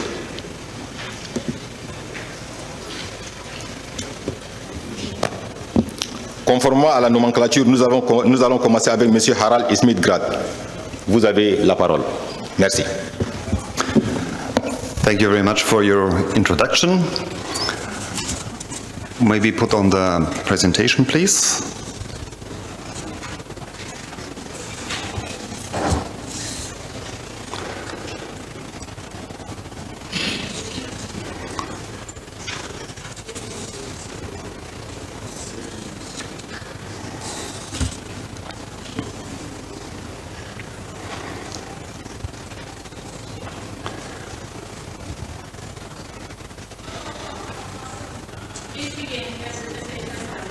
Okay, thank you. Honorable delegates, ladies and gentlemen, it's a pleasure and an honor to participate in this important conference here in Ghana. In the complex landscape of modern conflicts, the threat posed by IEDs remains a pressing concern for civilian populations worldwide. No, first slide, please. These indiscriminate weapons, often constructed from readily available materials, continue to exact a devastating toll, causing injury, death, and widespread destruction. As we gather here today, it is evident that addressing the challenge of IEDs requires not only steadfast determination, but also comprehensive understanding of effective strategies and best practices. Next slide.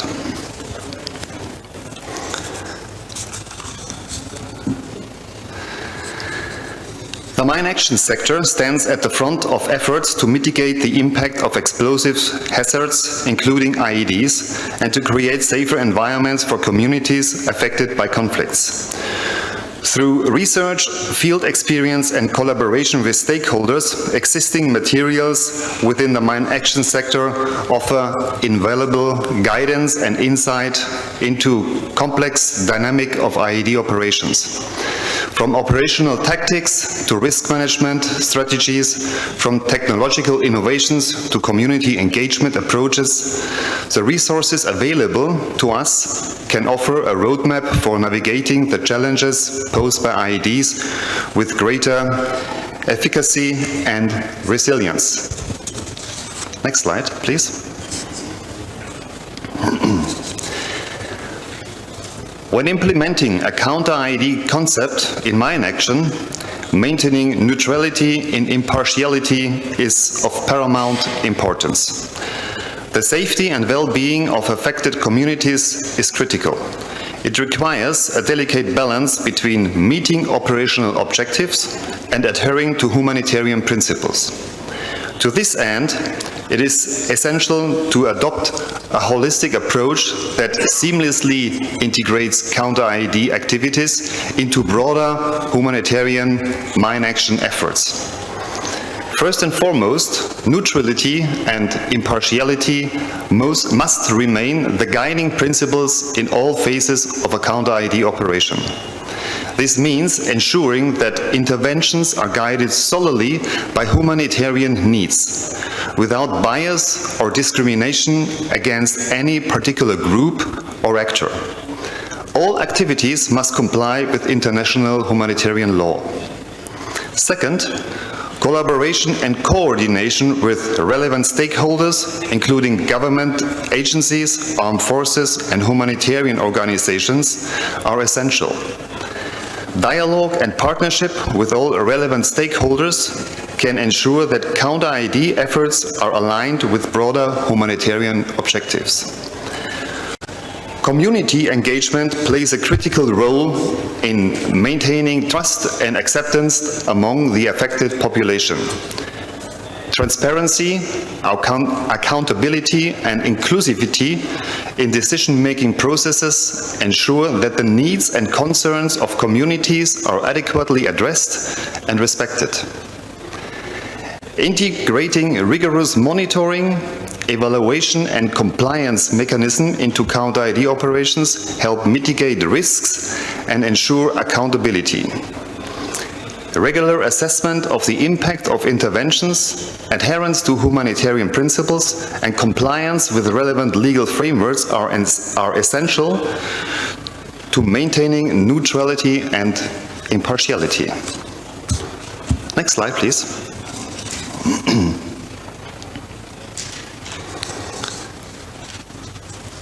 This shouldn't, sorry, my fault.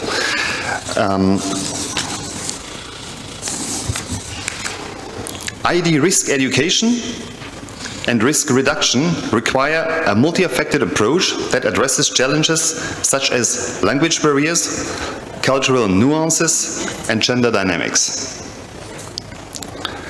Through targeted messaging tailored to local contexts, interactive and participatory methods, and a focus on community ownership, efforts can effectively raise awareness and empower individuals to identify and mitigate risks associated with IEDs.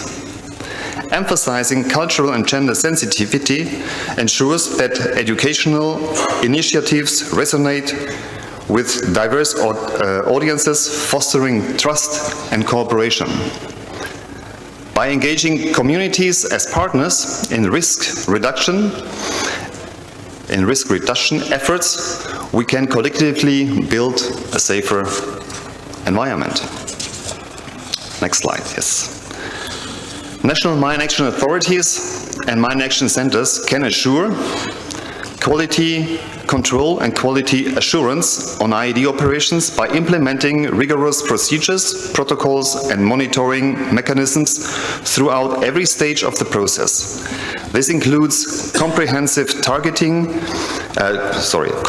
training and certification programs for personnel involved in monitoring and guiding IED operations, strict adherence to international standards and best practices, regular audits and inspections of equipment and procedures, robust data collection and analysis to assess performance and identify areas for improvement, and transparent communication and collaboration with relevant stakeholders.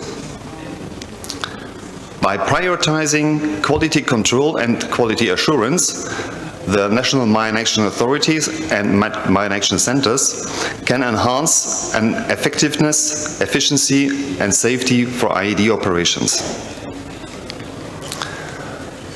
National mine action authorities can also play a crucial role in halting the proliferation of IED components and precursors by implementing comprehensive regulatory framework, enhancing border control and monitoring systems, facilitating information sharing and collaboration with law enforcement agencies, conducting targeted awareness campaigns to educate communities about the danger of IEDs, and promoting international cooperation and adherence to relevant treaties and agreements.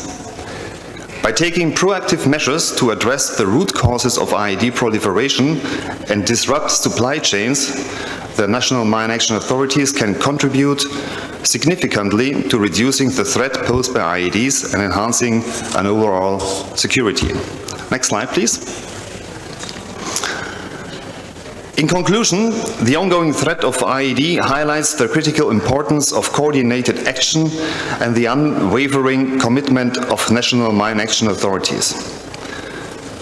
Through diligent counter-IED efforts and comprehensive mine action initiatives, we can mitigate the devastating impact of these indiscriminate weapons and pave the way for safer communities.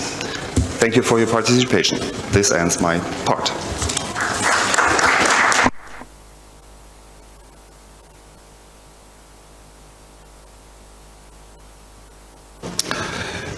Merci beaucoup pour la présentation si édifiante. Nous allons devoir passer à collecter 2 questions après chaque présentation par panéliste. Ça nous permettra de répondre à chaque présentation. Merci. Question?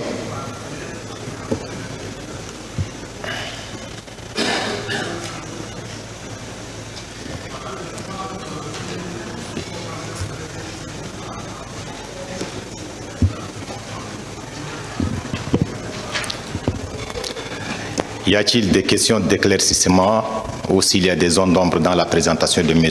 Smith? Merci. Le Nigeria a une question. Allez-y.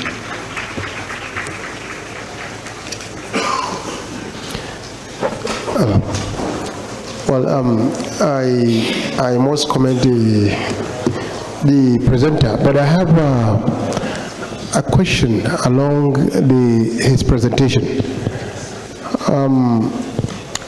Most of the capacity we need in Africa, particularly the upcoming mine action centers, is around the pillars, mine action pillars, which is basically the protocol along the mine action pillars. So, how could your organization help in fast-tracking those capacity building, particularly in African context, so that we can all come up and possibly address the mine action pillars without having any much difficulties? Thank you.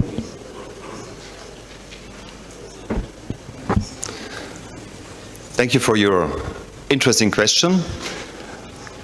The GICHD can help to enhance your capacity and capability building in general. First, by making a baseline assessment to see what are your resources, what are your capacities, what are your specialties and abilities, and where is some room for improvement. And then, dedicated to these, together the GICHD with your agencies, with the mine action centers, with the national mine action authorities, we can develop programs under the cultural context to enhance and to address exactly what is needed. There is no general program. Of course, there are, in the end, let's say, pieces which more or less the same, but the mix of the different measures and actions depends really on the context, what is needed. But it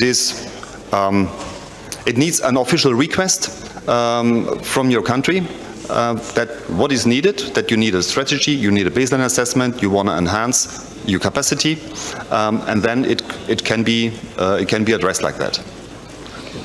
Does it answer your question? Yeah. Thank you.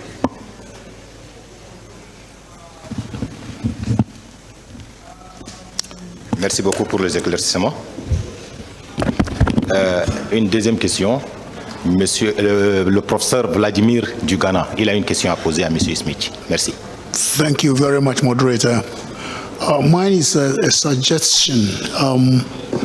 The presenter did very well in giving us a kind of guideline or a toolkit, and I would like to ask if you have something like this as a toolkit for the various countries that are reeling under the problem of anti-personnel mine.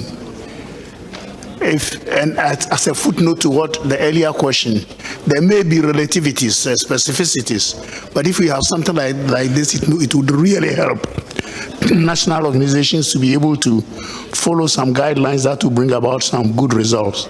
Do you have such a toolkit? Thank you for your question. A toolkit itself, I wouldn't call it. We have several measures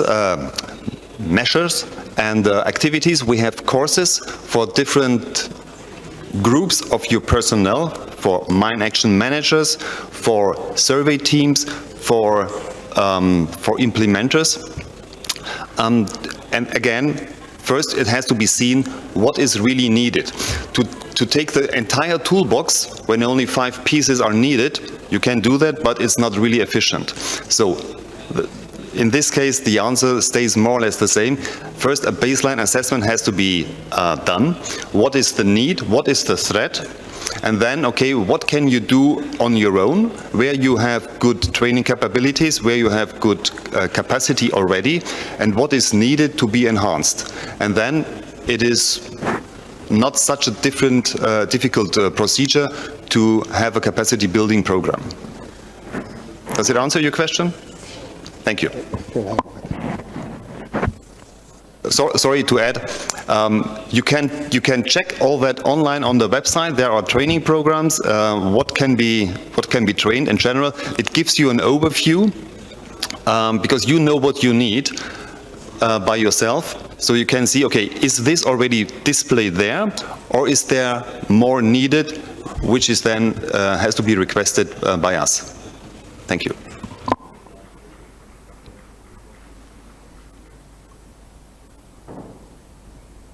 Merci.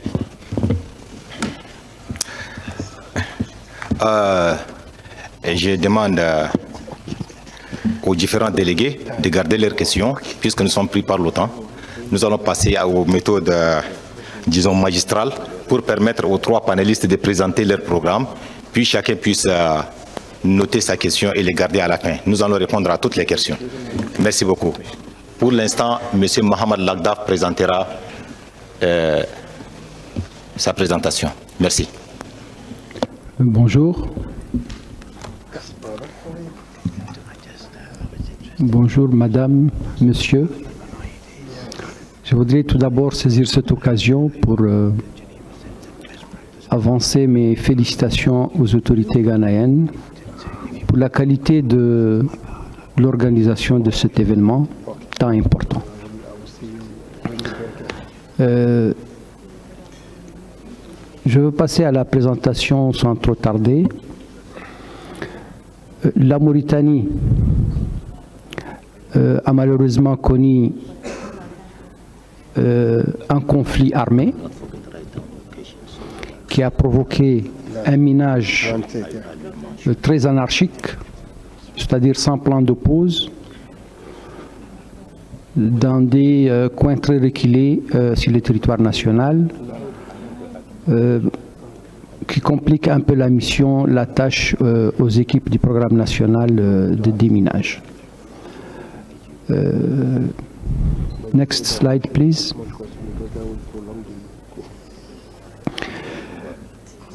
Très rapidement, je voudrais faire un aperçu sur les étapes des dispositions juridiques et institutionnelles prises par la République islamique de Mauritanie dans ce cadre. Décembre 1999, signature du traité par les autorités mauritaniennes. La même année, ratification du traité. 2000, signature des instruments de ratification. 2000, création de la Commission nationale de la lutte anti-mine. 2001, noyau dur du programme national de déminage, c'est-à-dire la création du bureau, pas programme, bureau de déminage coordonné avec l'état-major général des armées. 2004, conformément à la réglementation, destruction des stocks des mines antipersonnelles et des sous-munitions au niveau des états-majors de la Mauritanie. Novembre 2006, création du programme national de déminage humanitaire pour le développement. Ce programme est chargé du déminage, de la lutte contre la prolifération des armes et aussi du développement, car une action de déminage doit obligatoirement être suivie d'une action de développement. On ne démine pas pour déminer. On démine pour permettre aux autochtones et à la population de pouvoir utiliser ces terres perdues et éventuellement mener des actions de développement sur ce terrain. Août 2007, transfert du programme national de déminage humanitaire au niveau du ministère de l'Intérieur afin de permettre à cette structure d'avoir un large spectre de coopération, contrairement à l'institution militaire, bien évidemment, qui est beaucoup plus fermée. Juin 2020, demande d'extension. Juin 2021, une deuxième demande d'extension. Et ici, je voudrais remercier l'unité de soutien et précisément la personne de M. Juan Carlos et Mme Sophie Delfouy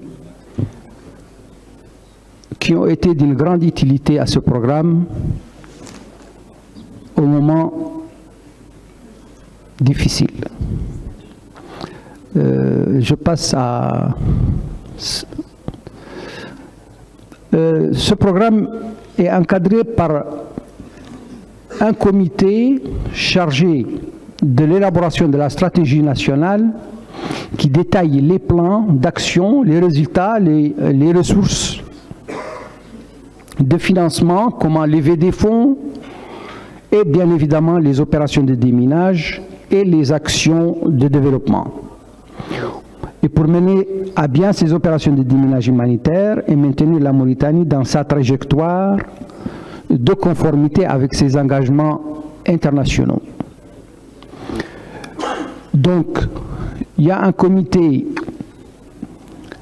qui est le niveau supérieur au programme national de déminage et qui élabore les stratégies de lutte contre la prolifération des armes et la lutte contre les mines antipersonnelles et les sous-munitions. Second slide, please. Donc ici, on voit le programme, plutôt l'organigramme de cette structure.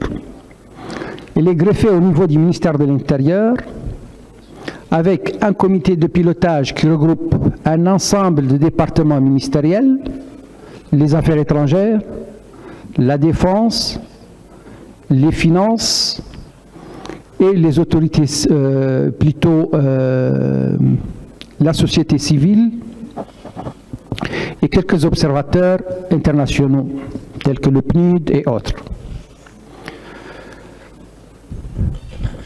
Le niveau suivant est le programme national de déminage humanitaire qui travaille en étroite collaboration avec la direction du génie militaire qui était l'organe chargé du déminage avant la création du programme national de déminage humanitaire. Please. Le programme national de déminage se présente ainsi. À sa tête, il y a un coordinateur qui doit être, selon l'arrêté ministériel, officier supérieur de l'armée nationale, avec un certain nombre de critères bien évidemment. Et sous ce coordinateur, vous avez service des opérations, service administratif et financier, service de lutte plutôt ALPC, la prolifération des armes légères et de petit calibre, un service de sensibilisation et d'assistance aux victimes, secrétariat et une antenne au niveau de la région de Nouadhibou, région qui fut champ de bataille durant le conflit du Sahara. C'est-à-dire la Mauritanie a connu ce conflit et malheureusement ce conflit était principalement dans la partie nord de la Mauritanie. Ce qui fait que 95% de ces mines et de ces champs de mines se trouvent dans les régions nord de la République islamique de Mauritanie, zone qui fut théâtre d'opération durant le conflit. Sous ces services, vous avez des division collecte de données,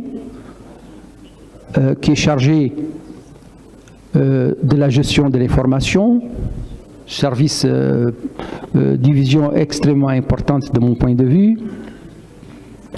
La division contrôle de qualité, qui est aussi fondamentale pour le bon fonctionnement de cette structure. Next. Les missions du programme national de déminage. Bien évidemment, le déminage, le contrôle qualité, la gestion de l'information, l'éducation au risque, lutte contre la prolifération des armes, et bien évidemment le nouveau principe de lutte contre la violence armée, qui regroupe l'ensemble de ces activités. Le plaidoyer, élément fondamental dans ce cadre.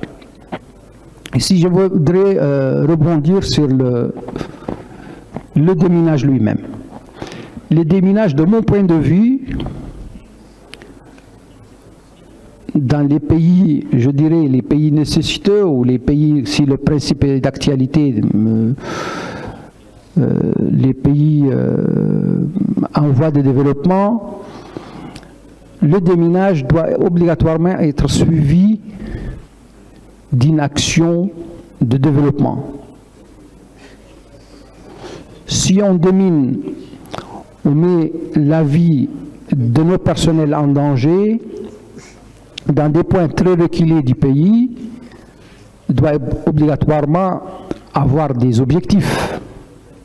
Et de mon point de vue, l'un de ces objectifs est bien évidemment une action de développement, c'est-à-dire pouvoir mettre des services de base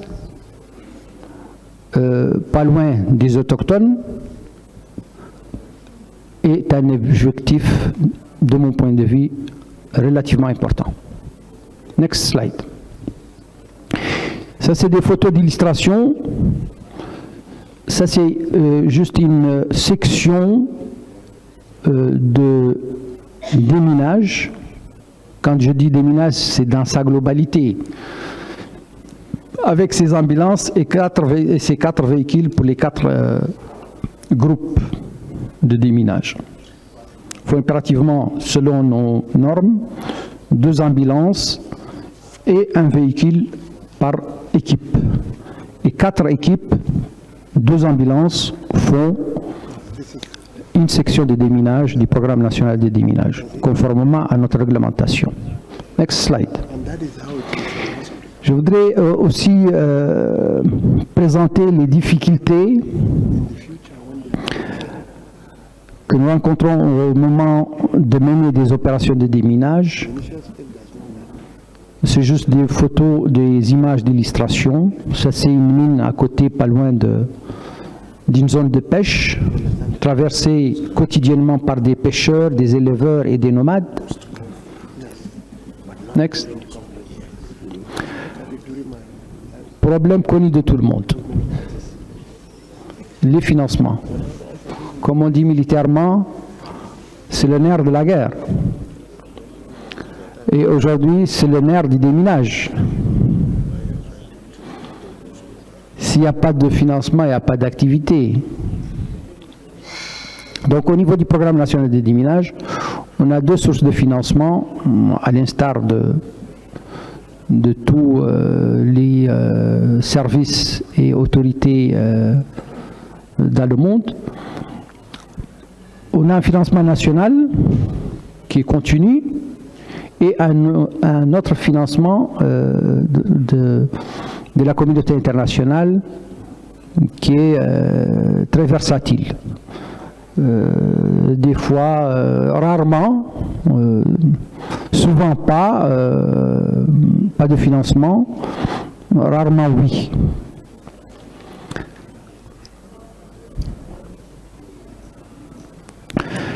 Les défis majeurs. La Mauritanie fait quand même dans l'ordre d'1 500 000 mètres carrés pour une population d'environ 4 millions d'habitants. Donc, il y a des distances grandioses entre les agglomérations et les villes. C'est un problème majeur qui demande le transport des équipes, qui demande une logistique conséquente. Le deuxième point, qui n'est pas des moindres, c'est que ces champs de mines n'ont pas de plan de pause, ce qu'on appelle le minage anarchique. Le terrain est extrêmement difficile. Vous allez voir, une mine à 1,5 mètre, 2 mètres de profondeur sous le sable. Et généralement, c'est des mines indétectables, comme l'a mentionné l'un de mes collègues tout à l'heure. C'est des mines APID 51, c'est-à-dire indétectables antipersonnelles, type 51. Ça, c'est les défis en interne. Je passe aux défis externes. Bien évidemment, manque de financement, la formation, manque d'échange, d'expérience avec les autres autorités. Et ici, j'appelle mes frères africains et bien évidemment toute la communauté internationale à plus d'échanges, à plus de coopération.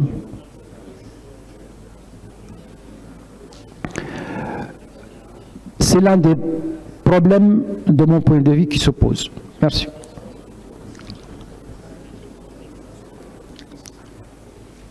Next. Si, difficultés liées au terrain.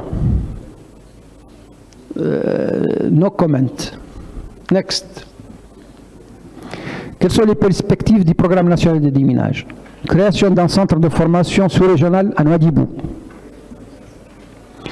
Ouverture d'un bureau régional à LPC dans la région de l'Assaba, une région qui se situe au milieu du pays, au centre du pays. Accueil de stagiaires ressortissants des pays amis et frères. Next. Je vous remercie.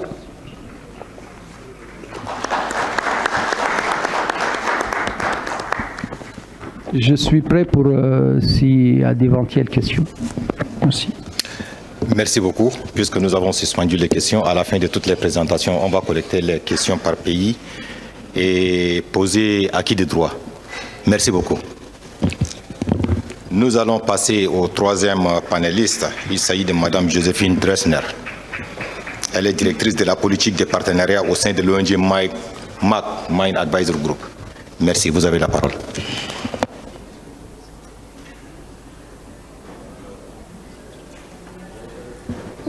Thank you. Is that working? It works. Thank you. First of all, thank you very much. Thank you, Colonel. Thanks very much to the Government of Ghana for arranging this great event, and to the Government of Ghana and the ISU for inviting MAG to speak. We have my presentation there, great, okay. So I'm going to talk today about the role of a national authority as we see it from the perspective of MAG as an operator. So we are an active partner of many of the states here, and so I'm talking from the perspective of that experience and in thinking about how we can support the efforts of states within the framework of the APMBC. Now, as a member of the IMAS Review Board, we provide input to the International Mine Action Standards, again from that perspective of an expert operator on the ground.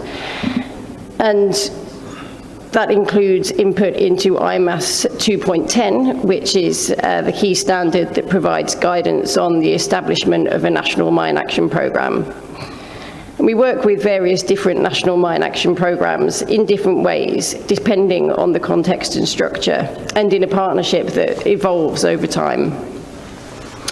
IMAS 2.10 defines core responsibilities of a national authority, and those are strategy, policy, and regulation, and of the Mine Action Centre, but broadly, that's operational management and coordination under the Mine Action Centre.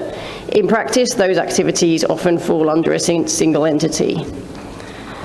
Given the very useful overview just provided by our partner from Mauritania, I want to particularly focus on the considerations for countries whose national mine action programs are in their early stages, which is, as we've already discussed yesterday, the case for many countries who are dealing with improvised landmines. IMAS does recognise that a mine action programme may need to be established in a wide range of contexts, and that it won't be possible to fully establish every function of the National Mine Action Authority and a National Mine Action Centre immediately and at the same time. States can include progress made towards setting up their national authority in their reporting under the APMBC. So I think for that reason, it's really important to acknowledge that even states who already have taken some steps that we've talked about a little bit today and yesterday, you can recognise those in your APMBC report and demonstrate the progress that has already been made. By working with stakeholders and partners who already work within the IMAS framework, including mine action NGOs and UN agencies, states can also ensure that the operations that are taking place within their territory are IMAS compliant, even as the national programme is being established. And I think we should also recognise that identification of a designated body, so for example, a national commission, to coordinate mine action is also a recognised approach under IMAS. So I wanted to highlight some priorities for a new mine action centre dealing with improvised landmines and specifically the context that is faced by a number of the countries in the Sahel and West Africa region. And I think absolutely critical first step is the identification of a focal ministry and a focal point. There are many of us in the room here, and within the delegations from each state, several people, and always, the National Mine Action Programme is going to be a collaborative effort, but you do need to have one identified focal point. And where that focal point sits can vary from country to country, so it's whatever works for your context. Of course, alongside that, the resourcing is critical, and again, Colonel Bahamas has highlighted that very effectively, that national resourcing is needed, at the very minimum to provide the key staff and the basic infrastructure needed for the Mine Action Centre. Obviously, if you are using an existing body, such as the National Commission, you have some existing institutional infrastructure, but also the challenge of one institution trying to meet multiple objectives. Establishing a baseline is, I think we've talked about that a lot already as well. Information management is absolutely essential to be able to establish your baseline of contamination, and so this is really a priority activity for a new mine action centre, and particularly those dealing with improvised landmines. In terms of activities, I think it's important to recognise the key activities from a mine action perspective are going to be around data, information, risk education, and victim assistance. Clearance activities fall within CIED operations, and certainly from MAG's perspective, we wouldn't regard those as kind of clearance activities within the scope of mine action. So that's something that you might come to later as the context changes. So as I say, the priority activities are those ones that I've highlighted here: risk education, victim assistance, and information management. Many of the countries here have activities ongoing. You have various partners who are undertaking risk education projects, for example, And another priority is to integrate those existing activities into the National Mine Action Programme. So one of the first actions that the Mine Action Authority is going to want to take is to sort of formally bring those actors within the scope of the programme and make sure that they have an overview of what is going on. Strategic priorities certainly feed back into, you know, the early steps that you need to make, particularly in terms of resourcing. Representation at international fora is important for your National Mine Action Programme, your national authority, to be able to demonstrate, raise awareness of the action being taken in the country and also the challenges that are being faced. And that's an opportunity to mobilise resources in support of the capacities that you need to set up. It's also, of course, as the purpose that we are here, very important to be engaging with the policy frameworks, particularly the APMBC. This is certainly something, not only is it, of course, something that states have committed to do as states parties to the Mine Ban Treaty, it's also something that is effective in terms of raising awareness of the problem and mobilising resources. So, for example, I was discussing with our partners from Nigeria yesterday that there is a growing amount of donor interest, I think, now in Nigeria and in supporting mine action activities in Nigeria as a result of the fact that there has been visible engagement with the Mine Ban Treaty and visible progress in terms of the steps forward that were presented today in terms of setting up a mine action centre. Another key area I just wanted to focus on as priorities is under operational management. Some of these are going to come earlier than others. We've already mentioned the importance of establishing a baseline, and therefore data collection, management and analysis are going to be key. And that's particularly contamination and victim data, which should be disaggregated in terms of sex and age, and also, where possible, we should of course be disaggregating the different types of IED to make sure that we know the different impacts and also what falls inside and outside your convention reporting.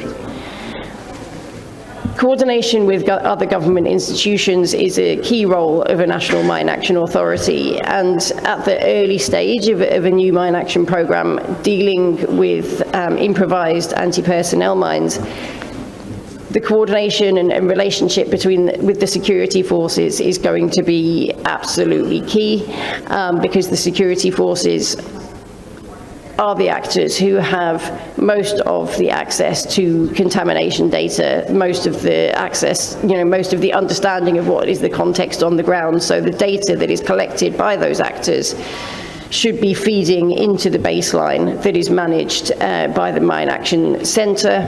And that's something as well, recognising the information around IED contamination.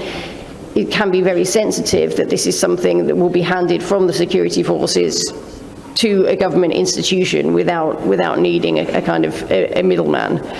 The health services will also be important in terms of any data that they have collected around mine survivors or mine victims. That can also feed into your baseline.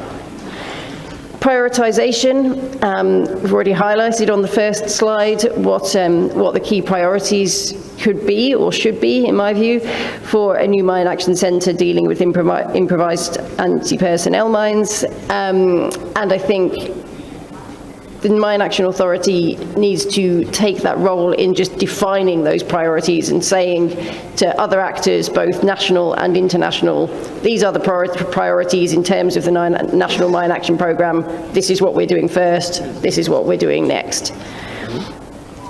Tasking, I think we often think of in the Mine Action Centre in terms of telling different actors where to go in terms of clearance, but if you are in the early stages of setting up a mine action centre and dealing with improvised mines, then the tasking that you probably want to be thinking about is, for example, if you have different actors working on explosive ordnance risk education, using the contextual knowledge that you're gathering from various different sources to direct your partners towards the areas of highest risk to make sure that the risk education messaging or the victim assistance support is reaching the communities that need it most, and the national authority plays a key role in that. And I know that in many countries, Niger, for example, there are already mine action working groups that are to some degree kind of fulfilling this function. Next slide, please. So lastly, I just wanted to go to regulation. This is probably in some ways the most complex and the biggest part that is going to take the most time. Regulation, of course, you've got to think about all of the legislation. You need to develop national mine action standards, guidelines. That, as has been discussed a bit, can include the prevention elements to address the diversion of parts and components that can be used to make improvised mines. Then related to that, there is accreditation. You will ultimately want to establish a quality assurance capacity and process. And that regulation is going to strengthen as the National Mine Action Programme matures. So once again, you don't need to do it all at once. I think in terms of quality assurance, it is important to recognise that there should be standards applied to explosive ordnance risk education. There definitely is such a thing as explosive ordnance risk education that meets best practice and is in line with IMAS. You can approach that differently to how you might approach clearance, accreditation or quality assurance, but I certainly think it's something to bear in mind to ensure that the messaging that is reaching the communities is the most appropriate. I think very lastly, and on the last slide, I just wanted to conclude, I think that this is really a gradual process, that some work in every country has already been done, that under your Article 5 reporting, you can include the steps that have been taken. It doesn't need to be a kind of a comprehensive plan for every single thing the Mine Action Programme is going to do to be established, but just recognising the progress that has already been made is important. And of course, also just to say that from UN entities, NGOs and others with a lot of experience in this area, you partner with many of us already, the support is available, and we will continue to support you through this process when that's needed. Thank you.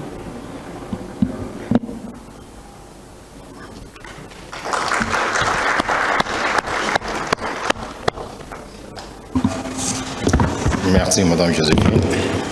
Nous allons passer au quatrième et dernier panéliste.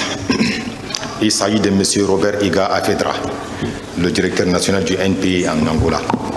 À vous la parole. Merci beaucoup. Thank you so much, Mr. Moderator, my panelists, to the organizing committee of this conference, the Ghanaian Commission, in partnership with the ICU. Please accept our heartfelt gratitude for a well-organized conference so far. My discussion today is going to focus more on capacity development. I can see there's a lot of interest on capacity development. So I will delve into how Norwegian People's Aid, which I will commonly refer to as NPA, how we do capacity development and how we partner with different governments and national authorities, and look at the benefits of effective capacity development, and maybe where you can tap into what we do as NPA. Just to give you a quick understanding of who we are. Next slide, please. So the NPA has been in this business of mine action for the last 32 years, having started our journey in Cambodia in 1992. And speaking about Cambodia, I'm glad and grateful that we have a delegation from Cambodia, which reminds NPA of our roots and where we started. We do engage highly in landmine clearance or clearance work, or referred to as land release in some instances. We do cover full cycle of the weapons and ammunition interventions, specifically to protect civilians during, before, and after conflict. Alongside that, we are also heavily engaged in policy work and basically pushing forward the agenda of states adopting the different treaties that are available, but also embedding that into our core capacity development work. And here we're really talking about the APMBC, the CCM, and the Treaty on Prohibition of Nuclear Weapons. Now, since my discussion today is going to focus on capacity development, we do have a very strong presence of capacity development work across the globe, and especially within the African continent, as I will mention in my subsequent slides. So what do we do as NPA?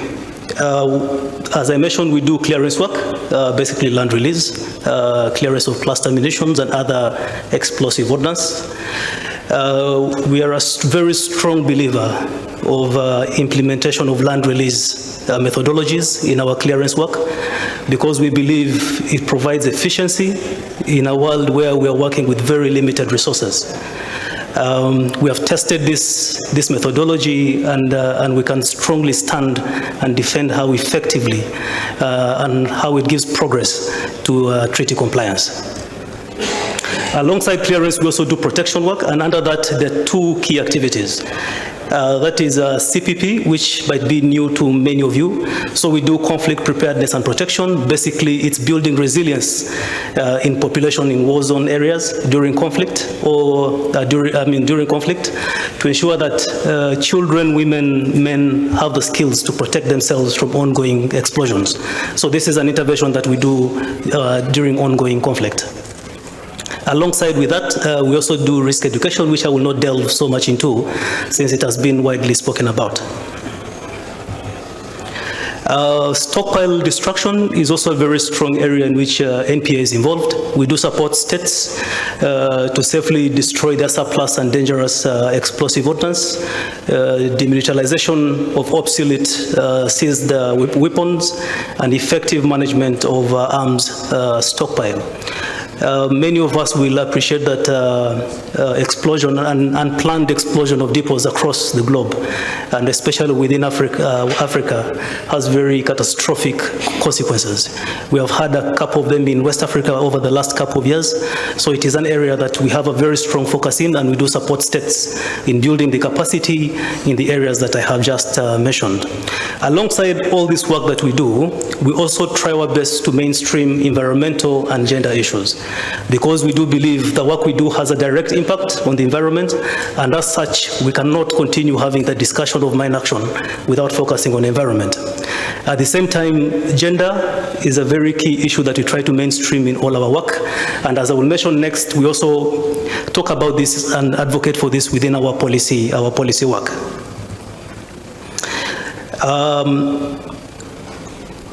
Policy is very strong. It stands at the nucleus of NPA. We do understand and appreciate that all the work that we do across the world in terms of humanitarian disarmament cannot stand by itself, but we need a framework, we need the policies, we need the documents and treaties to support what we do.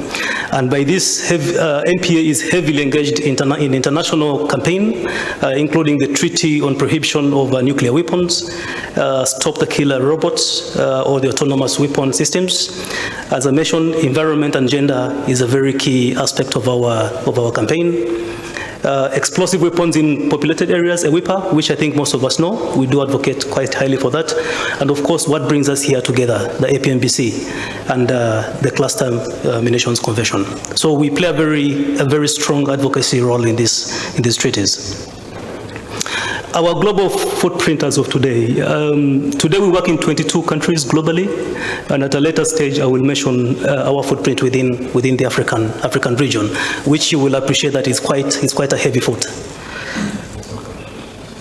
As mentioned, we do land release or clearance of landmines, cluster munitions and other explosive weapons. We have had a presence in South Sudan, Ethiopia, Uganda, Mozambique, Somalia, Zimbabwe, Mauritania, Democratic Republic of Congo, Senegal, Botswana, Guinea-Bissau, and Western Sahara.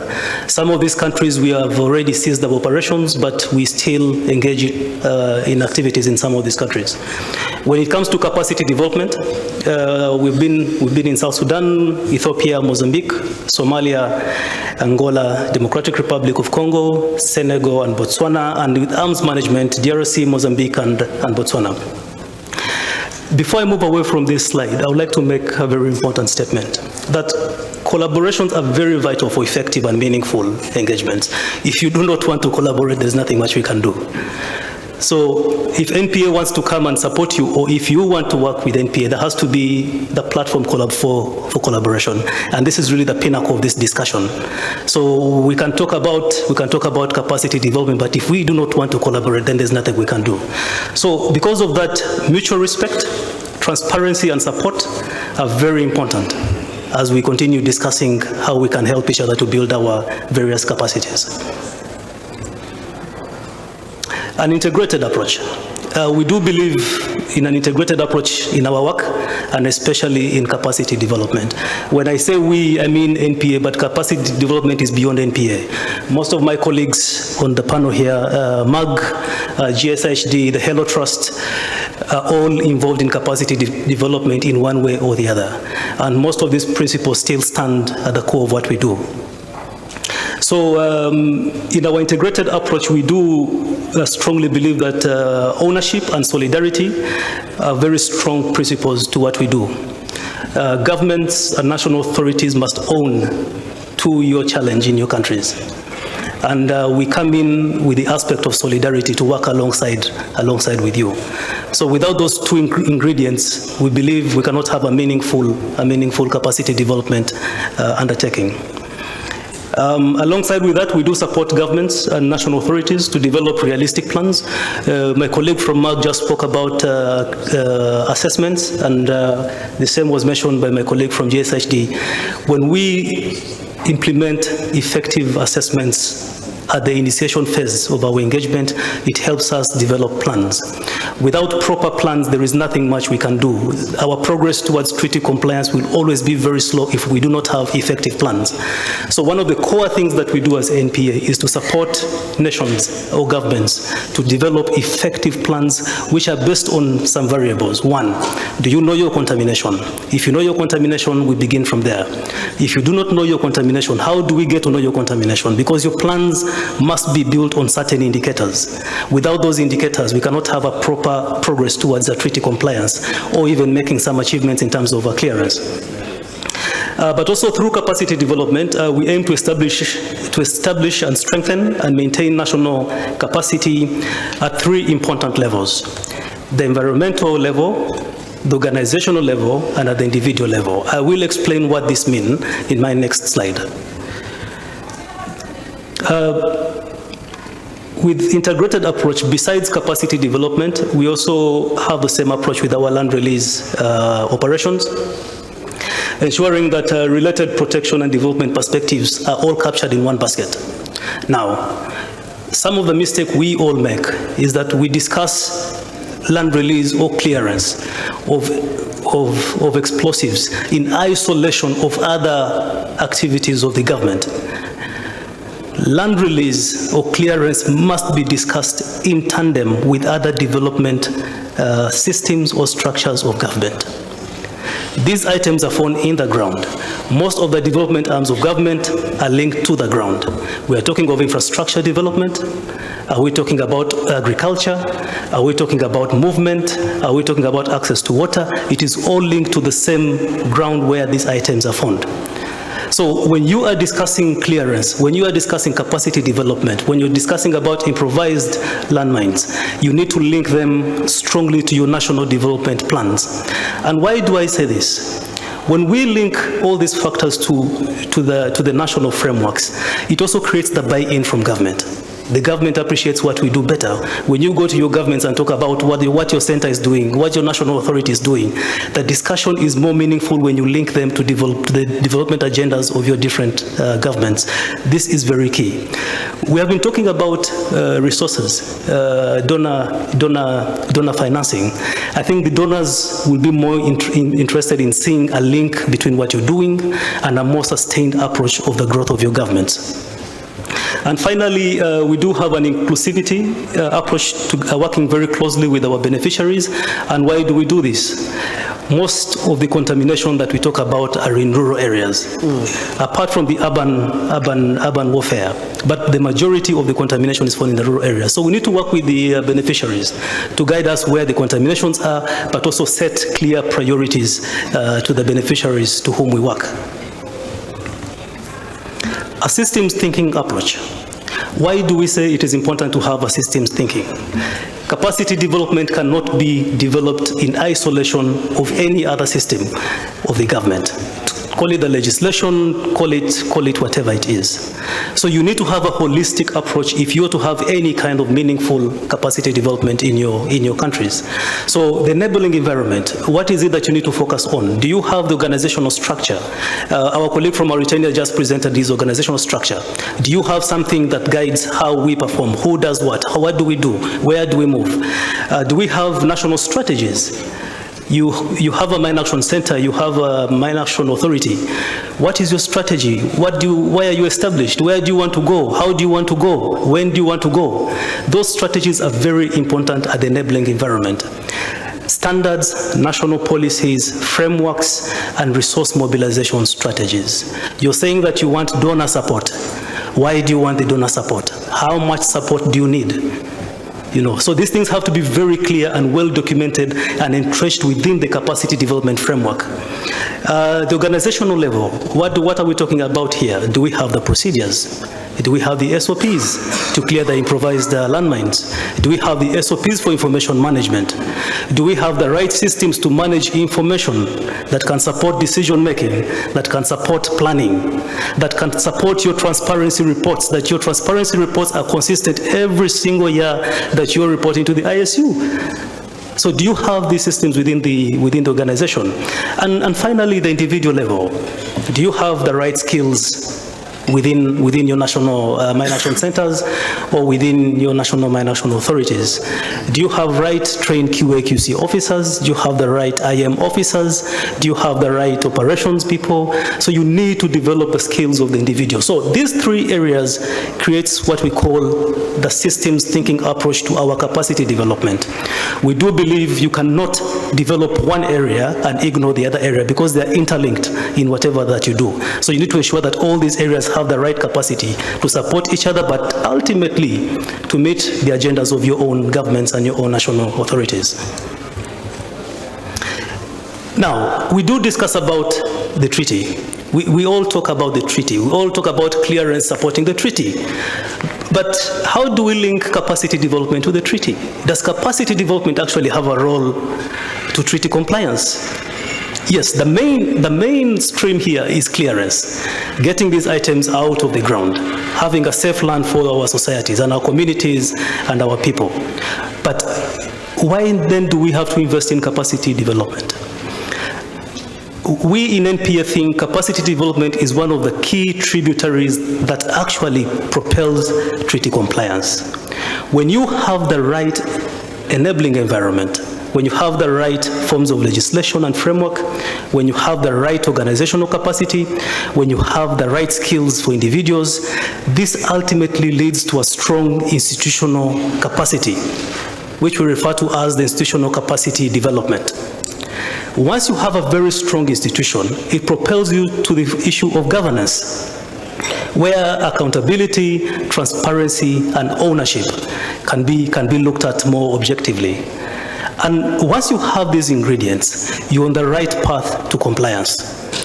So capacity development might not be the mainstream river, but it is a mainstream tributary that supports treaty compliance and should be embraced by governments and national authorities. And of course, you cannot talk about this in isolation of some other contextual factors. And one of them is your treaty obligation. Are you a signatory? Have you played your role? Yesterday, we did mention of a few states that are not yet a signatory to the treaty. So we need to ensure that actually we are signatories to the treaty. We need to ensure that we do know our minefield contamination or our contamination levels. We need to ensure that we have a fairly good funding situation. And here, when I talk about funding situation, I'm talking about both domestic funding and external funding. So our governments should be able to apportion a certain bit of our annual budgets to support capacity, to support your national authorities. Then the external funding finds you on your way. It is easier to help someone who is helping themselves rather than finding someone who is totally not helping themselves. I think we all will agree with that. And of course, the political buy-in, which still fits into the same thing. If your government is able to allocate funds, then it means there is political buy-in in what you're doing. So you're not only going around the world in international forums talking about being so involved in ensuring that your countries are free of these landmines, but then there is no political buy-in from your states. So this is very, very important, and we believe this is how capacity development can be linked to the discussions of treaty compliance. What areas do we focus on? What we call the functional areas of capacity development in the perspective of NPA. Program management, we help governments and national authorities to enhance their program management policies and practices. We do look at the operational management, developing policies and practices. We look at information management, policies and practices, and we also focus on quality management. And we believe if any national authority or government strengthens these 4 functional areas of their management, then I think you have the right capacities, or you're heading in the right direction of capacity development, or having the capacity. I have put a small image there of a strategy. Why have I put this image there? This is a national strategy on management of residual contamination from Angola, a country that we are supporting with capacity development. Now, as we are discussing the issue of capacity or collaboration in this sense, it is important that you begin already discussing the issue of residual contamination and how you plan to manage it when that time comes, when active demining has ended and you're into the reactive phase of your countries.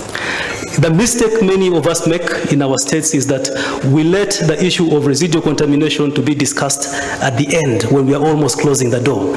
And then we get into a panic because we don't have the right capacities, because we are talking about liability issues, because we do not know who is going to take care of what is going to be found in a community X after international operators or national operators have left the country. So this is an area where NPA focuses very heavily to ensure that countries have a plan on what to do once they become compliant at time X. And I strongly call upon all the states here that these discussions should begin now within your states. Don't wait for the time when it's too late and get into a panic mode. I will skip this particular slide, the next slide. I think it has been covered extensively by some of our colleagues. Just quickly, a collaborative approach.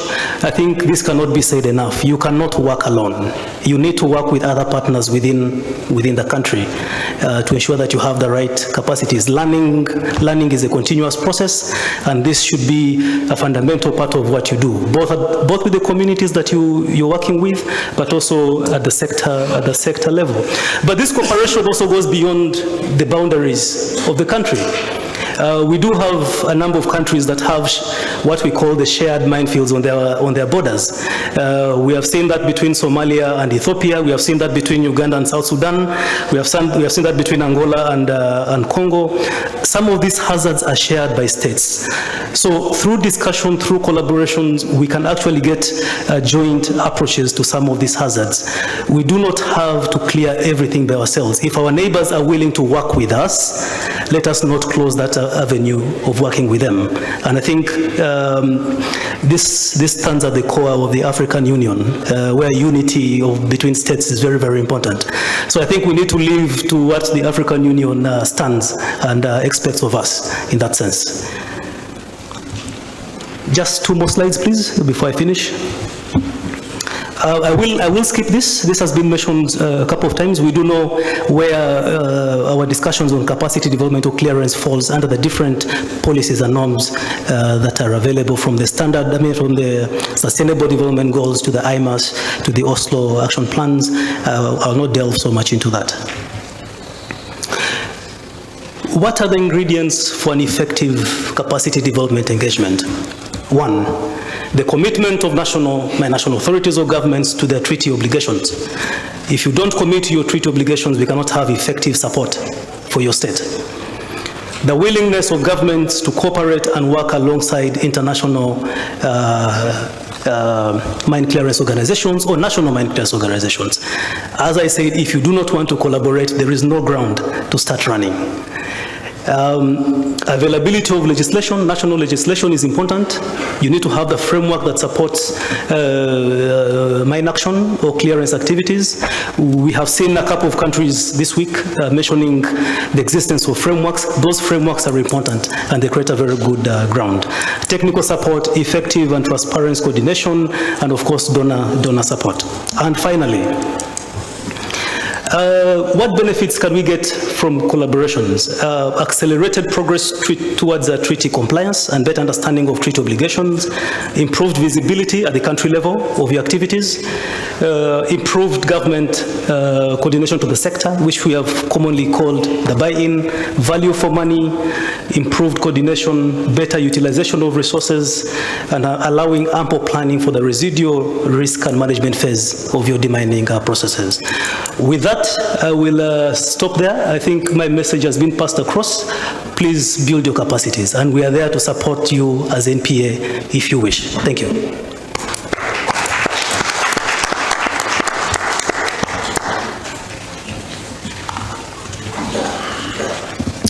Merci beaucoup. Nous allons devoir procéder aux séries de questions, sinon là, afin de clore à la fin de la session.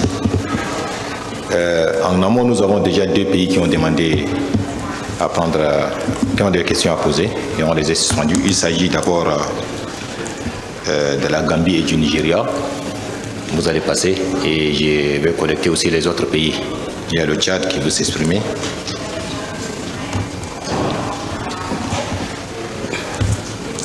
Le Sénégal. HI. Merci beaucoup.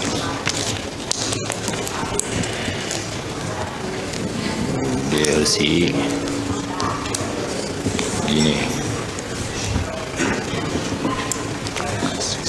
Nous avons 6 questions. Ils doivent être posées aux ayants droit et c'est eux qui doivent répondre aux questions posées. Merci beaucoup. La parole est à la délégation du Gambie. Posez votre question.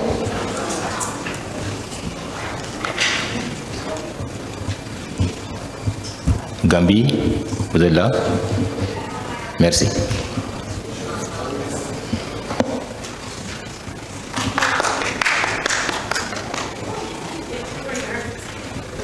Excusez-moi, peut-être elle a une information.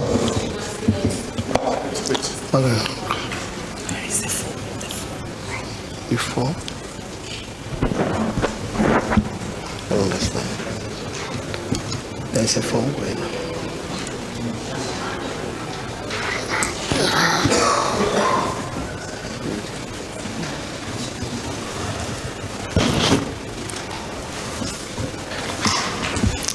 Merci. Le message que je dois passer. Après avoir répondu aux questions relatives à cette session, nous allons clore cette session et aller aux pauses déjeuner. Puis l'autre session sera à partir de 14h. Merci beaucoup. La Gambie, vous avez la parole. Okay. Thank you very much for giving me the floor. I'll use this opportunity to thank all the presenters for their brilliant presentation. The presentation actually very comprehensive. My question goes to the first presenter.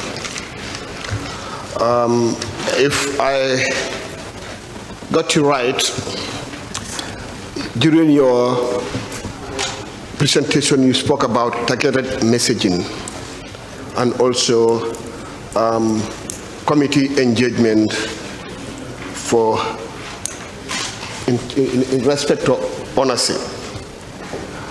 I just want to find out whether your organization obviously trained state parties in order to at least sort of come up with a form of messaging that actually could be used in order to inform the communities as to the prevalence and the presence of mines in the mine polluted areas.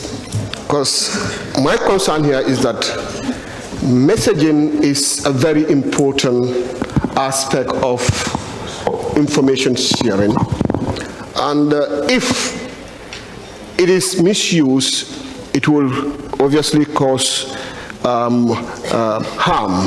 In fact, it will become more serious than even not giving the message itself. So how do you go about doing this exercise?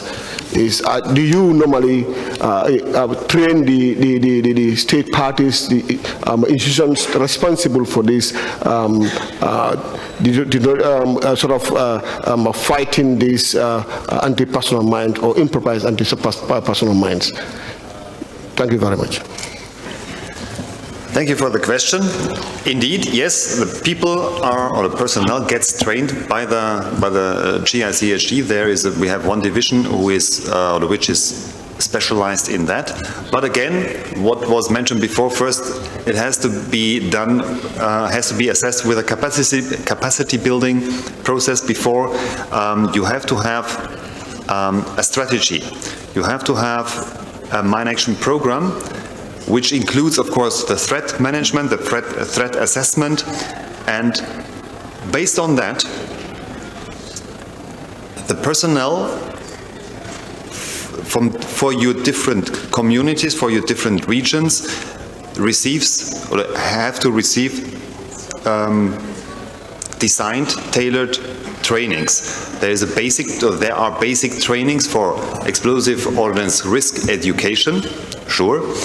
But how to shape it, how to develop it to your special needs, this is then really depending on your special situation. But the answer is yes, there are courses, there are specialists dealing exactly with that. This all starts with a request, this all starts then also with visits to see what is the threat. You describe your needs, and based on that, then this program for targeted messaging, in this case, can be established.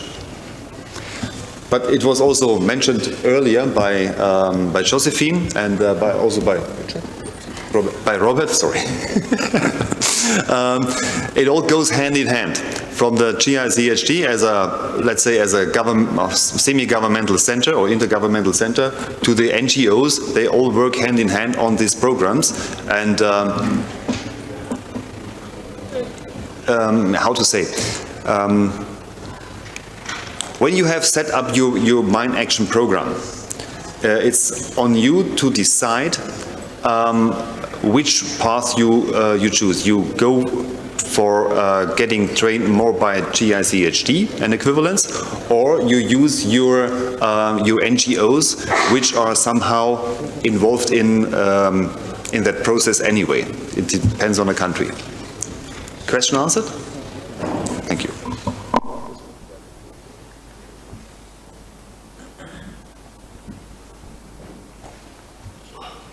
Merci beaucoup. Il y a une question de la délégation du Nigeria. Vous avez la parole. Merci.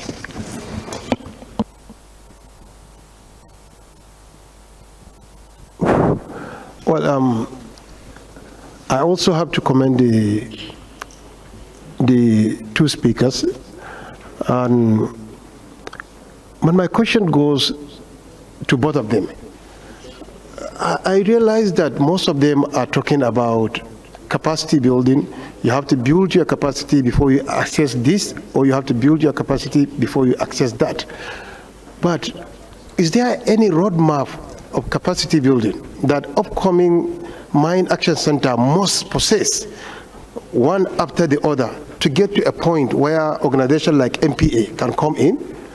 And what about if an individual country builds its capacity building, and also there is need for regional or sub-regional collaboration in terms of neighboring communities?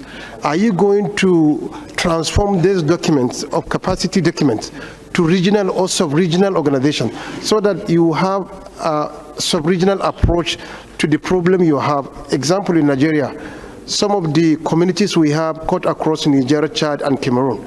If I build my capacity as Nigerian country, and we have common problem with other neighboring countries, what will take us to do that? Are we coming together to build the capacity based on that, have the same standard operating manual, have the same other documentation, or what can we do? So we just need to have a roadmap so that all of us can have a checklist from this to this to this to this, and when you reach this point, Norwegian MPA will come in. When you reach this point, this organization will come in. If not, we keep on saying capacity building, and all of us have the same problem. Thank you.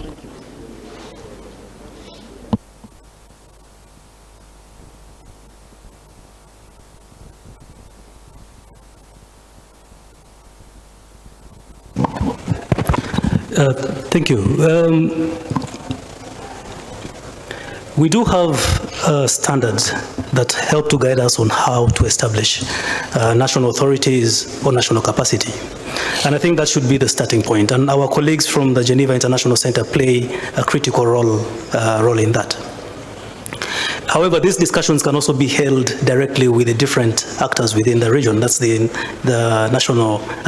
Mine Action International organizations, on how we can support you to begin from scratch, if starting from scratch is the problem. Now, you bring in a different angle to things.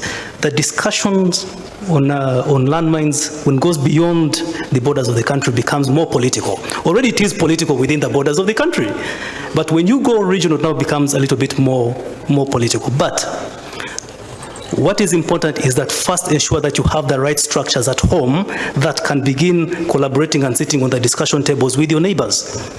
So the home, the localized capacity for me is the most important thing.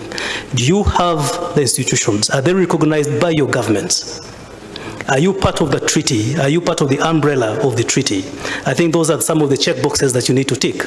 Okay. Now, when we come in, we begin from where you've stopped. You have the treaty, you comply. I mean, you're part of the treaty. You speak the same language. You have a structure. So we come in. What is now missing? That is where we do the assessment. Okay? And remember, when we are doing this assessment, it is actually you making your own assessment, telling us where you need help. And then we support you in your own assessment. However, the discussion beyond the borders, the discussion of how you want to fit within the national basket, is a more political discussion, and that is where the framework that I've been talking about is important. Ensure that you fall within the local framework, the local legislation that enshrines you with the powers to exist and lead the sector within your country. And once you have that, you can now tap into the regional blocks and the cooperation within the region. I hope I've been able to answer you. Yeah.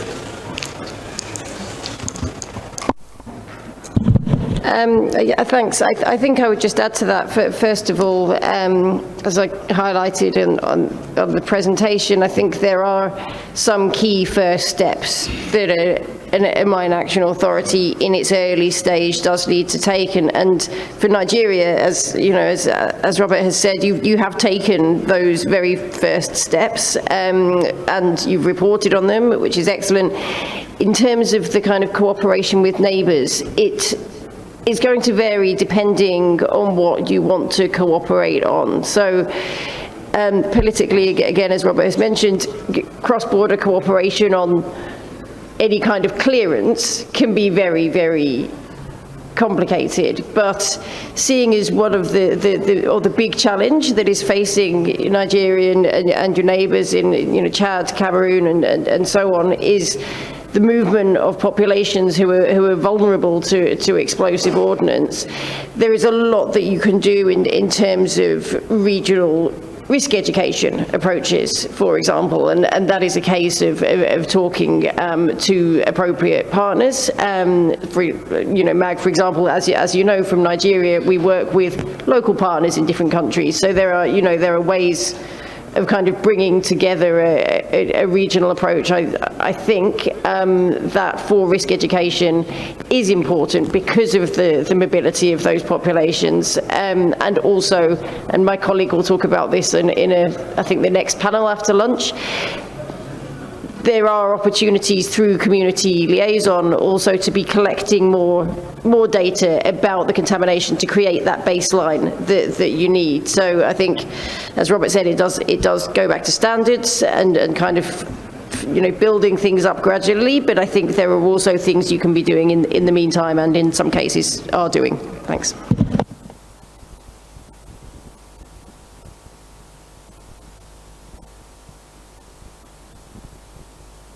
Merci pour l'éclaircissement. Nous avons la délégation tchadienne qui veut poser une question. Vous avez la parole, le Tchad. Merci. Merci. Ma petite question s'adresse à M. Robert du MPA.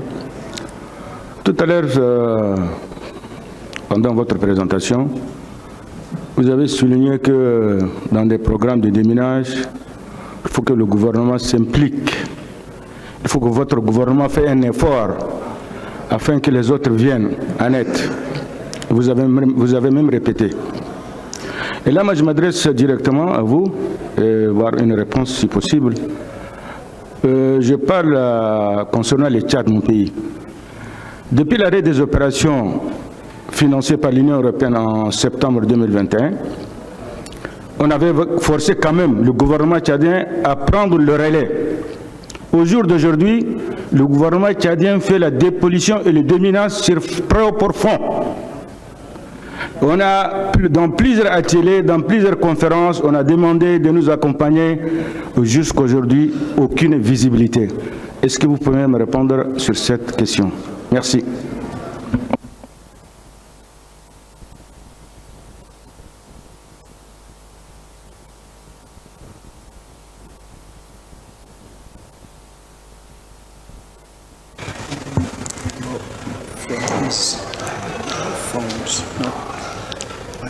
International help. You said that the country need to have some resources for himself, and after that he can request from international help. This is so what is the question? Sorry, I think we didn't get your question clearly, please. Il fait une précision au sujet de la question. Vous avez parlé, vous avez dit, excusez-moi. Oui, effectivement, c'est une observation, mais il voudrait que ça soit reformulé sous forme de question. Question sur la présentation de M. Robert, il disait, pour que les gens viennent vous aider, et que vous aussi vous faites un effort. Je pense que peut-être que j'ai mal interprété l'interprétation, mais j'ai entendu parler que enfin, il faut que vous preniez vous aussi les choses en main. Et là, je donné un exemple concret. Je dis par exemple sur le cas du Tchad, depuis septembre 2021, il y a pratiquement 3 ans, et que le Tchad prend en charge les opérations et les déminages à 100% sur le fonds de l'État tchadien. Et plusieurs plaidoyers, plusieurs missions ont été faites à Genève, ainsi de suite, ainsi de suite. Aucune réponse de la communauté nationale pour nous accompagner. Nous sommes quand même signataires de la Convention d'Ottawa. Bon, voilà, en résumé, c'est ma question. Merci. No, I think that is well done from the Chadian government, and I hope a lot of our other states can be able to provide some bit of annual budget to our activities. On the question of trying and not getting funding, the mine action sector across the globe has struggled to get funding adequately. So it is not only Chad having the same problem. Due to other competing priorities, and we are all looking at the same donors, interestingly, you find that at times the priorities vary depending on who you're talking to. However, that does not mean that you should stop. Do you have the right strategies? Continue having your tools there. Continue being part of the international community. Continue being part of the discussions on funding in forums like this, and you will be able to meet the right people. We did have a couple of representatives from embassies yesterday, and I think maybe even today. That is your starting point. Talk to them, give them your strategies, give them your plan, tell them what you need, tell them where the gap is. That is where we begin. Okay, thank you. If I could, I think there's actually a very sort of specific and concrete action that we can think about in the run-up to the review conference. As Robert has said, you know, there is this issue of the donors who support the mine action sector tend to focus on sort of some specific priorities, particularly at the moment with the situation in Ukraine. A lot of resources have gone in that direction. Meantime, there are a lot of countries, many of them represented in this room, who are not receiving the resources when they're doing a lot of work, and actually could be quite close to actually finishing the job, not in the case of countries dealing with new contamination. Of course, that's a different issue. I think when we come to the review conference this year, I think affected states who are not getting this support, working together to raise the issue, you know, not only of their specific country needing support, because we all say that, you know, we can raise it every time at every meeting, you know, Chad needs support, Senegal needs support, Guinea-Bissau needs support. But if we can work together and be saying, when we look at international cooperation and assistance, the donor community needs to think about how those states that seem to never be getting the support, what mechanisms can be put in place, what can we put in the action plan that comes out of the review conference to redress that balance. And that is something I think we should all be talking about in the run-up to December. Excusez-moi, je voudrais saisir cette occasion pour rebondir d'abord sur deux points évoqués par mes frères de la Gambie au sujet de la communication. Je voudrais répondre à cette question parce que j'ai pris le même chemin. J'ai connu les mêmes difficultés. Vous savez, la communication diffère d'une zone à une autre. Est-ce que le symbole de danger que nous connaissons en Europe est valable dans les forêts africaines? La tête de mort ne veut pas dire obligatoirement en Afrique le même sens qu'en Europe. Une fois, je me rappelle en Mauritanie, dans le désert mauritanien, on a montré à un individu, à un nomade, le symbole du danger. Il ne l'a pas reconnu. Nous étions obligés de changer le symbole, mettre un scorpion, mettre un lion, pour lui dire que ça représente un danger. Donc, ça me pousse à dire que les campagnes de sensibilisation, les produits de sensibilisation doivent prendre en considération l'aspect national et non imiter les autres. Ça, c'est juste une suggestion de ma part parce que j'ai connu un peu cette situation. Pour ce qui est de financement, de mon point de vue, je reviens sur l'intervention du général. Je voudrais dire que ça, c'est un problème qui est posé à l'échelle internationale. particulièrement en Afrique. Nous connaissons aujourd'hui une crise extrêmement aiguë en termes de financement. Les yeux de l'Europe et de l'Occident sont rivés et orientés vers le problème de l'Ukraine. On doit essayer, je saisis cette occasion, je parle en tant que participant et non en tant que panéliste, je demande aux autorités nationales de se réunir et d'étudier ce problème. L'étudier sérieusement et avancer des solutions et avancer des appels. Parce que comme ça, c'est, de mon point de vue, c'est pas la solution. Excusez-moi pour l'intervention. Merci, je vous remercie encore une fois.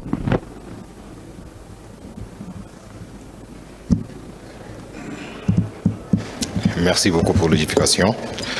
Nous avons la délégation de l'humanité et inclusion, Hachi. Vous avez des questions aux panélistes. Allez-y, je vous en prie. Je m'appelle Seydou Gaye, donc je suis spécialiste en remise en disposition des terres pour Handicap International. Je suis basé à Dakar et je suis en appui à tous nos programmes en Afrique. Donc je voudrais ici partager un peu l'expérience que nous avons au sein de Humanité et Inclusion dans notre collaboration avec les autorités nationales d'action contre les mines. Donc en matière d'assistance technique avec les autorités nationales d'action contre les mines, nous agissons sur 3 leviers.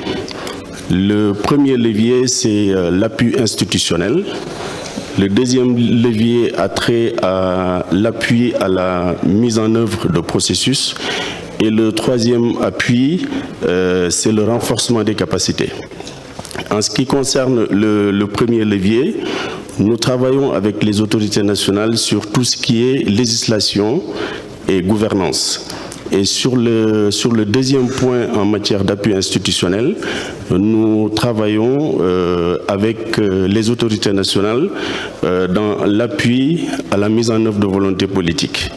Et sur ce point-là, je reviendrai avec vous cet après-midi sur un retour d'expérience avec les autorités irakiennes en matière justement de mise en œuvre d'une norme nationale de l'assistance aux victimes conformément à la NILAM 1310. En ce qui concerne l'appui à la mise en œuvre des processus, nous travaillons avec les autorités nationales sur l'évaluation des besoins. Nous pensons que c'est très important parce que c'est à partir de cette évaluation des besoins qu'on peut, ensemble avec les autorités nationales, trouver les voies et solutions qui sied par rapport aux problématiques qui ont été identifiées. Ensuite, nous travaillons à l'appui pour l'élaboration des stratégies nationales ou de plans d'action nationaux de l'action contre les mines.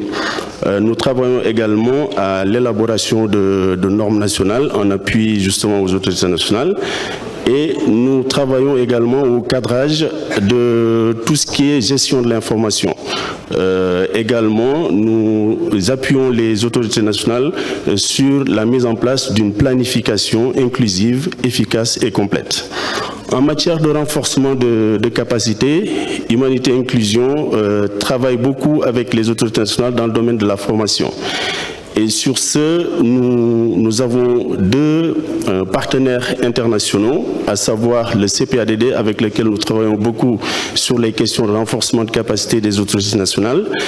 Et nous travaillons également avec le GICHD, qui nous appuie également sur des formations techniques, notamment sur tout ce qui touche à la gestion de l'information. Toujours dans le cadre du renforcement de capacité, donc des actions de formation, nous utilisons également des ressources internes à Humanité et Inclusion. Mais par moment, nous utilisons également des ressources nationales lorsqu'elles sont disponibles pour renforcer les capacités qui ont été identifiées dans divers domaines. Nous travaillons également au développement et à la mise en œuvre d'outils en fonction des besoins qui se sont fait sentir. Nous travaillons à l'élaboration et à la mise en œuvre d'outils dans divers domaines. Nous appuyons également l'appropriation des connaissances. C'est très important. Je pense que dans plusieurs pays, je ne vais pas citer, mais dans plusieurs pays, on a travaillé sur ces points-là, ce qui nous a permis de nous retirer sur un certain nombre de domaines de l'action contre les mines, notamment la mise en œuvre d'activités de risk education dans plusieurs pays où effectivement nous avons procédé à des transferts de compétences à des organisations locales qui sont aujourd'hui à même de mener ces activités de façon autonome. Et nous travaillons également au renforcement de la visibilité des autorités nationales, surtout lorsque notre présence sur le terrain est antérieure à la création des autorités nationales. Et je vais là partager avec vous quelques exemples concrets d'assistance technique qui ont été réalisés par Humanité et Inclusion sur le terrain. Dans le bassin du lac Tchad, nous avons procédé à 2 études. Une étude sur l'évaluation de la pollution. Au côté Tchad, nous avons travaillé dans la région du lac Tchad pour voir un peu quelle est la nature et l'étendue de la pollution qu'on retrouve sur place et quelles sont les mesures de mitigation qui peuvent être prises de façon à ce que la population puisse souffrir le moins possible en tout cas des engins explosifs qui sont trouvés sur place. Au niveau au niveau Niger, nous avons travaillé sur la mise à jour d'une étude qui a été faite par la CNCCAI, donc l'Autorité nationale de coordination de l'action contre les mines, sur une étude qui a été faite avant, donc nous avons procédé à sa mise à jour dans la région de Difa. Donc ça, c'est les 2 études qui ont été faites dans ce sens-là. Nous travaillons dans le cadre du renforcement de capacités, notamment avec des offres de bourses de formation. Dans le domaine du contrat ID, nous travaillons avec le CPADD auprès de qui nous récupérons des bourses de formation qui sont attribuées aux autorités nationales et aux états-majors des armées. Pourquoi nous travaillons sur ces 2 leviers en matière de lutte contre les engins explosifs improvisés? Parce que pour la plupart, en tout cas des pays africains du Sahel, le conflit il est en cours. Donc c'est un peu impossible pour nous, en tant qu'organisation de l'action contre les mines, de pouvoir intervenir directement pour justement la dépollution. Donc ce que nous faisons, c'est renforcer les capacités à travers le CPADD qui donne des formations spécialisées dans ce domaine-là. Et nous travaillons justement à mobiliser des ressources et à offrir des bourses de formation aux pays qui sont dans le besoin. Et donc ici, la plupart en tout cas des pays du Sahel qui sont présents ici ont bénéficié de ces offres de formation, que ce soit au niveau du monitorat contre-IED que dans l'intervention sur les engins explosifs improvisés. Nous travaillons également avec le GICHD, avec le CPADD sur la diversification de ces offres de formation. C'est important et là on est en train de décliner le monitorat contre-IED pour les organisations humanitaires qui travaillent dans le Sahel ou qui travaillent dans les pays à risque. Et pour ça, nous avons conçu un cours qui s'appelle Référent humanitaire contre-IED qui va, je pense, l'année prochaine ou en tout cas dans les années à venir, profiter grandement aux organisations nationales, profiter également aux autorités nationales de l'action contre les mines. Nous travaillons où le GICHD nous a aidés justement à former les pays qui étaient dans le besoin en matière de formation sur la gestion de l'information. Donc il y a eu une formation qui a profité à un certain nombre de pays, notamment le Sénégal, le Tchad, la Guinée-Bissau, justement pour que les compétences soient renforcées dans le domaine de la gestion de l'information. Nous avons également appuyé le Niger dans l'élaboration de son plan d'action national de l'action contre les mines. Donc c'est un plan d'action qui n'existait pas. Donc nous avons travaillé à son adoption et également nous travaillons dans l'élaboration ou l'identification des besoins en matière de gestion de l'information. Donc les 2 pays qui ont bénéficié de cette action, c'est principalement le Sénégal et le Niger, grâce à l'action du GICHD. Et pour terminer, nous avons initié un forum qu'on a appelé Forum de l'innovation, qui part sur un constat. Le constat, c'est que la plupart des États africains qui sont impactés par la présence des mines antipersonnelles ont demandé, à quelques exceptions près, ont demandé donc une prolongation. Donc ça veut dire que les États sont dans des difficultés à pouvoir justement satisfaire leurs obligations vis-à-vis de l'article 5 de la Convention.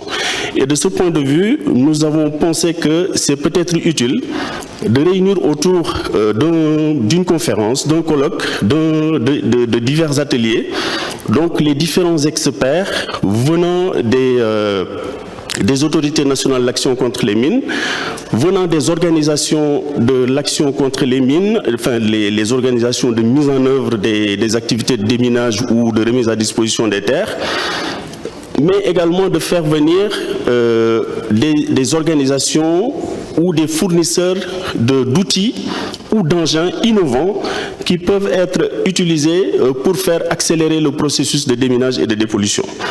Donc nous sommes à la deuxième édition de ce forum-là. La première édition a été tenue à Dakar, la deuxième édition a été tenue à Ouida, donc avec notre partenaire le CPADD.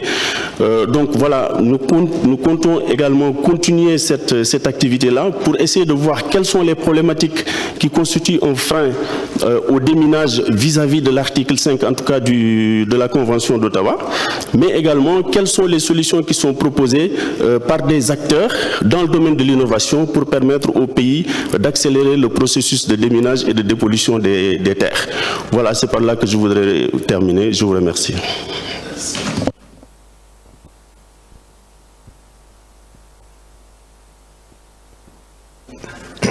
Merci beaucoup pour la contribution de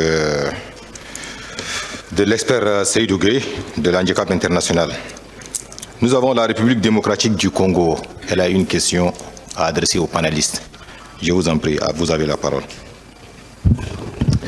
Ouais, bonjour à tous. Monsieur Emmanuel Okinomanga, le coordonnateur national du Centre Congo de lutte anti-mine, CCLAM. J'ai deux petites questions qui seront adressées d'abord à Madame la représentante de MAG. Tout à l'heure, elle a parlé de nous devrions avoir des points focaux. Bon, selon moi, depuis la Convention d'Ottawa de 1997, chaque État parti avait procédé à la nomination de chaque responsable ou coordonnateur ou directeur de son service. Normalement, ces responsables-là deviennent d'office les points focaux, donc représentants de chaque État à ces organisations. Donc je voulais avoir un peu d'éclaircissement s'il y aurait une différence entre nous qui sommes les coordonnateurs ou les responsables de chaque service de déminage dans chacun des pays, où il nous faut encore désigner un point focal dans chaque pays pour avoir l'intermédiaire entre vous et nous les États signataires. Bon, la deuxième petite question est aussi adressée à monsieur NPI en Angola. Tout à l'heure, toujours par rapport à la situation de financement. Vous aviez dit tout à l'heure que les États devraient d'abord commencer à s'autofinancer, ça fait des efforts d'abord, et après, vous pourrez devenir un appui pour aider les États. C'est ce qui est vrai, mais je prends l'exemple de mon pays dans le contexte actuel, dont d'aucuns d'entre nous aussi savent très bien que le pays est devenu parmi les États les plus affectés par ces engins, ces mines antipersonnelles improvisées, dont nous devrions quand même avoir les moyens pour faire face chaque fois que le pays arrive à récupérer un territoire. Nous devrions procéder immédiatement à la sensibilisation, à réenquête, à enquête technique, et après dépolluer pour rendre les terres libres à nos populations. Ça, je voulais savoir, donc, est-ce que nous, qui sommes actuellement dans un cas de force majeure, dont les efforts financiers sont d'abord focalisés pour lutter contre ces terroristes, qui sont en train de continuer à nous amener la merde, c'est-à-dire la contamination de ces engins. Je voulais avoir un peu de précision là-dessus, puisque tout à l'heure vous avez parlé, même mon ami de la Mauritanie a parlé que tous les efforts occidentaux sont actuellement dirigés vers l'Ukraine, en sachant que, je suis désolé de répéter toujours, ce sont les mêmes conséquences qui se passent encore chez nous au Congo, surtout dans la partie est de mon pays. Serait-il possible quand même qu'il y ait une petite attention, même à 1%, pour que nous puissions faire face à cette problématique? Voilà les deux préoccupations, mais je voudrais aussi lancer un petit appel au MAG et à NPI, que moi c'est depuis l'année passée que j'ai été nommé responsable.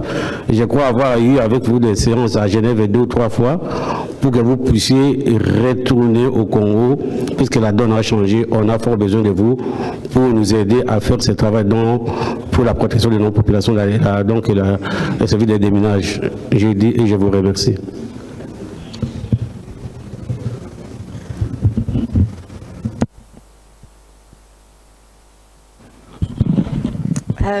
Thank you, sir, for your questions. I think, first of all, in relation to question about the focal points, you are right. The mine action authorities, such as the SILAM, are the focal points, or the director, let's say, will be the focal point. But I was, in that part of the presentation, I was talking principally to some of the states here who, although they signed the Ottawa Convention back in 1997, they haven't had a mine problem since. Now, because of the improvised mine situation, they're dealing with mines for the first time, so they need to set up a mine action authority. And so actually, even this identifying a focal point is the first step, because they don't have this institution yet in the way that DRC does. Does that answer that question? Regards, and I know some of the questions are also for other panelists, but I will cover the bits that were directed to me in one go.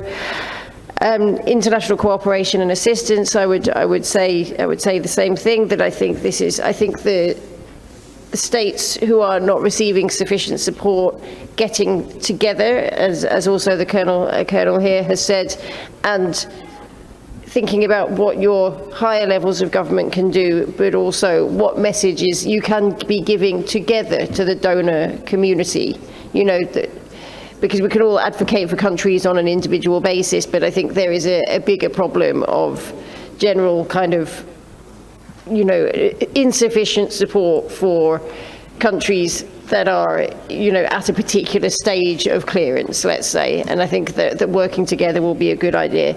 In relation to a question about MAG coming back to the DRC, we can talk about that separately. I think one of the things that we need to think about is, I know that you have some DCA, for example, still working there, and I think one thing that is very important for operators and national authorities to bear in mind is that when there is limited funding to go round, if you have multiple operators and not enough funding, then the funds that do exist need to fund more than one office, more than one management structure, and so actually if you have multiple operators and not enough funding, it's actually going to be stretched thinner with less of it going to direct operations. So I think that a sensible first step would be for us to think about how we can support the work to advocate for more funding to come into DRC. I think that would be the key thing to think about first, but we can talk about that more.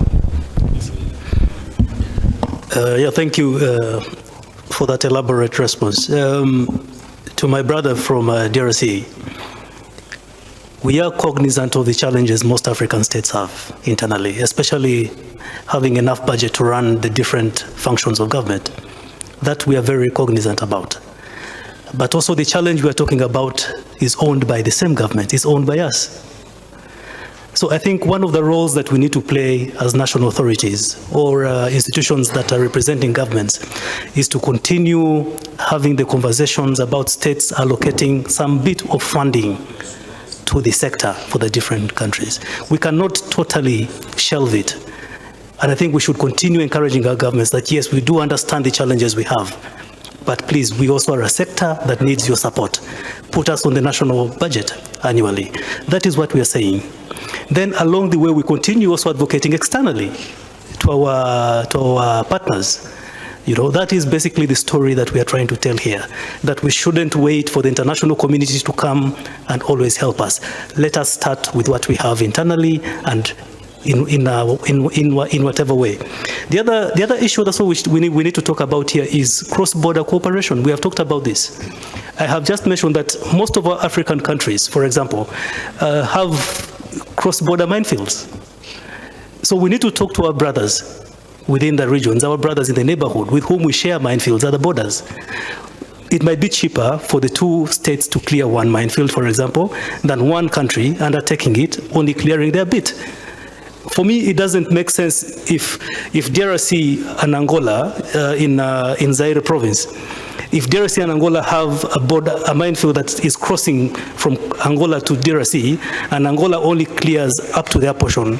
Yes, in terms of treaty, Angola is achieving compliance, but in terms of the humanitarian impact, you're actually still leaving the problem there. So those conversations should be had. We should have a broad-ended approach when we're talking about improvised or anti-personnel landmines in general. Cooperation with our brothers and sisters within the region, but also with our borders. I do understand that some of our brothers and sisters who are our neighbors, because of political reasons, we cannot cooperate with them. Those are special cases, and we shall deal with that at a later stage. But where we can talk to our neighbors, let's talk to them and deal with the problem. It will be cheaper, it will be fast-tracked.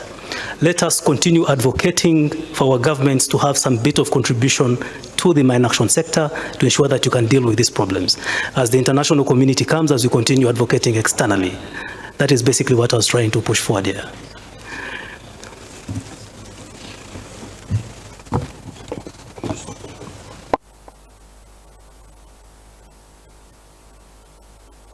Merci beaucoup aux éléments de réponse fournis à la République démocratique du Congo. Nous avons la dernière délégation qui est celle de la Guinée, qui a une question aux panélistes. La Guinée, vous avez la parole. Quelle Guinée? C'est Guinée-Bissau. Guinée-Bissau. Merci beaucoup pour le question. Muito obrigado. A minha questão vai para o Sr. Robert. O Sr. Robert falou muito da limpeza de terrenos minados. Gostaria de saber se a sua organização também atua na destruição de bombas de aviação antigas, que pesam 250 quilos, e alguns munições uxos que estão armados, disparados e que não arrebentaram. Se é que a sua organização também atua na destruição desses engenhos explosivos. Que não seja mina. Obrigado.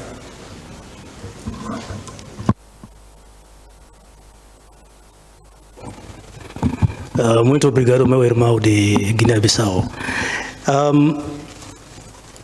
As I mentioned, we deal in a wide range of interventions, and arms management is one of those. Are you? I think his headset is not working.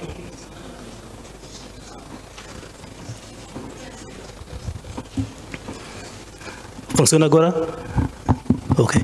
So arms management is one of the areas that we have a focus on, as I mentioned in my presentation. So if any state has the need for that kind of support, we can have those discussions later on, and we see how we can collaborate or where those discussions can head us. So we do have the capacity to support states for both stockpile management, but also clearance and capacity development. Thank you.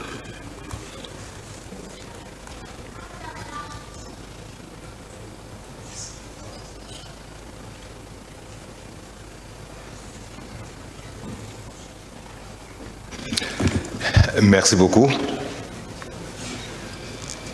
Nous sommes pris par le temps. S'il y a d'autres questions, ça sera discuté en coulisses dans les couloirs. Et sur ce, nous vous annonçons que nous allons mettre une pause déjeuner. Et la reprise sera à partir de 14 h pour la deuxième séance du jour axée sur l'établissement des rapports dans le cadre de la Convention, la collecte des données et la gestion de l'information dans l'action contre les mines. Je vous remercie. Merci. Well done. Well done. Well done. Thank you. Well done, Joe.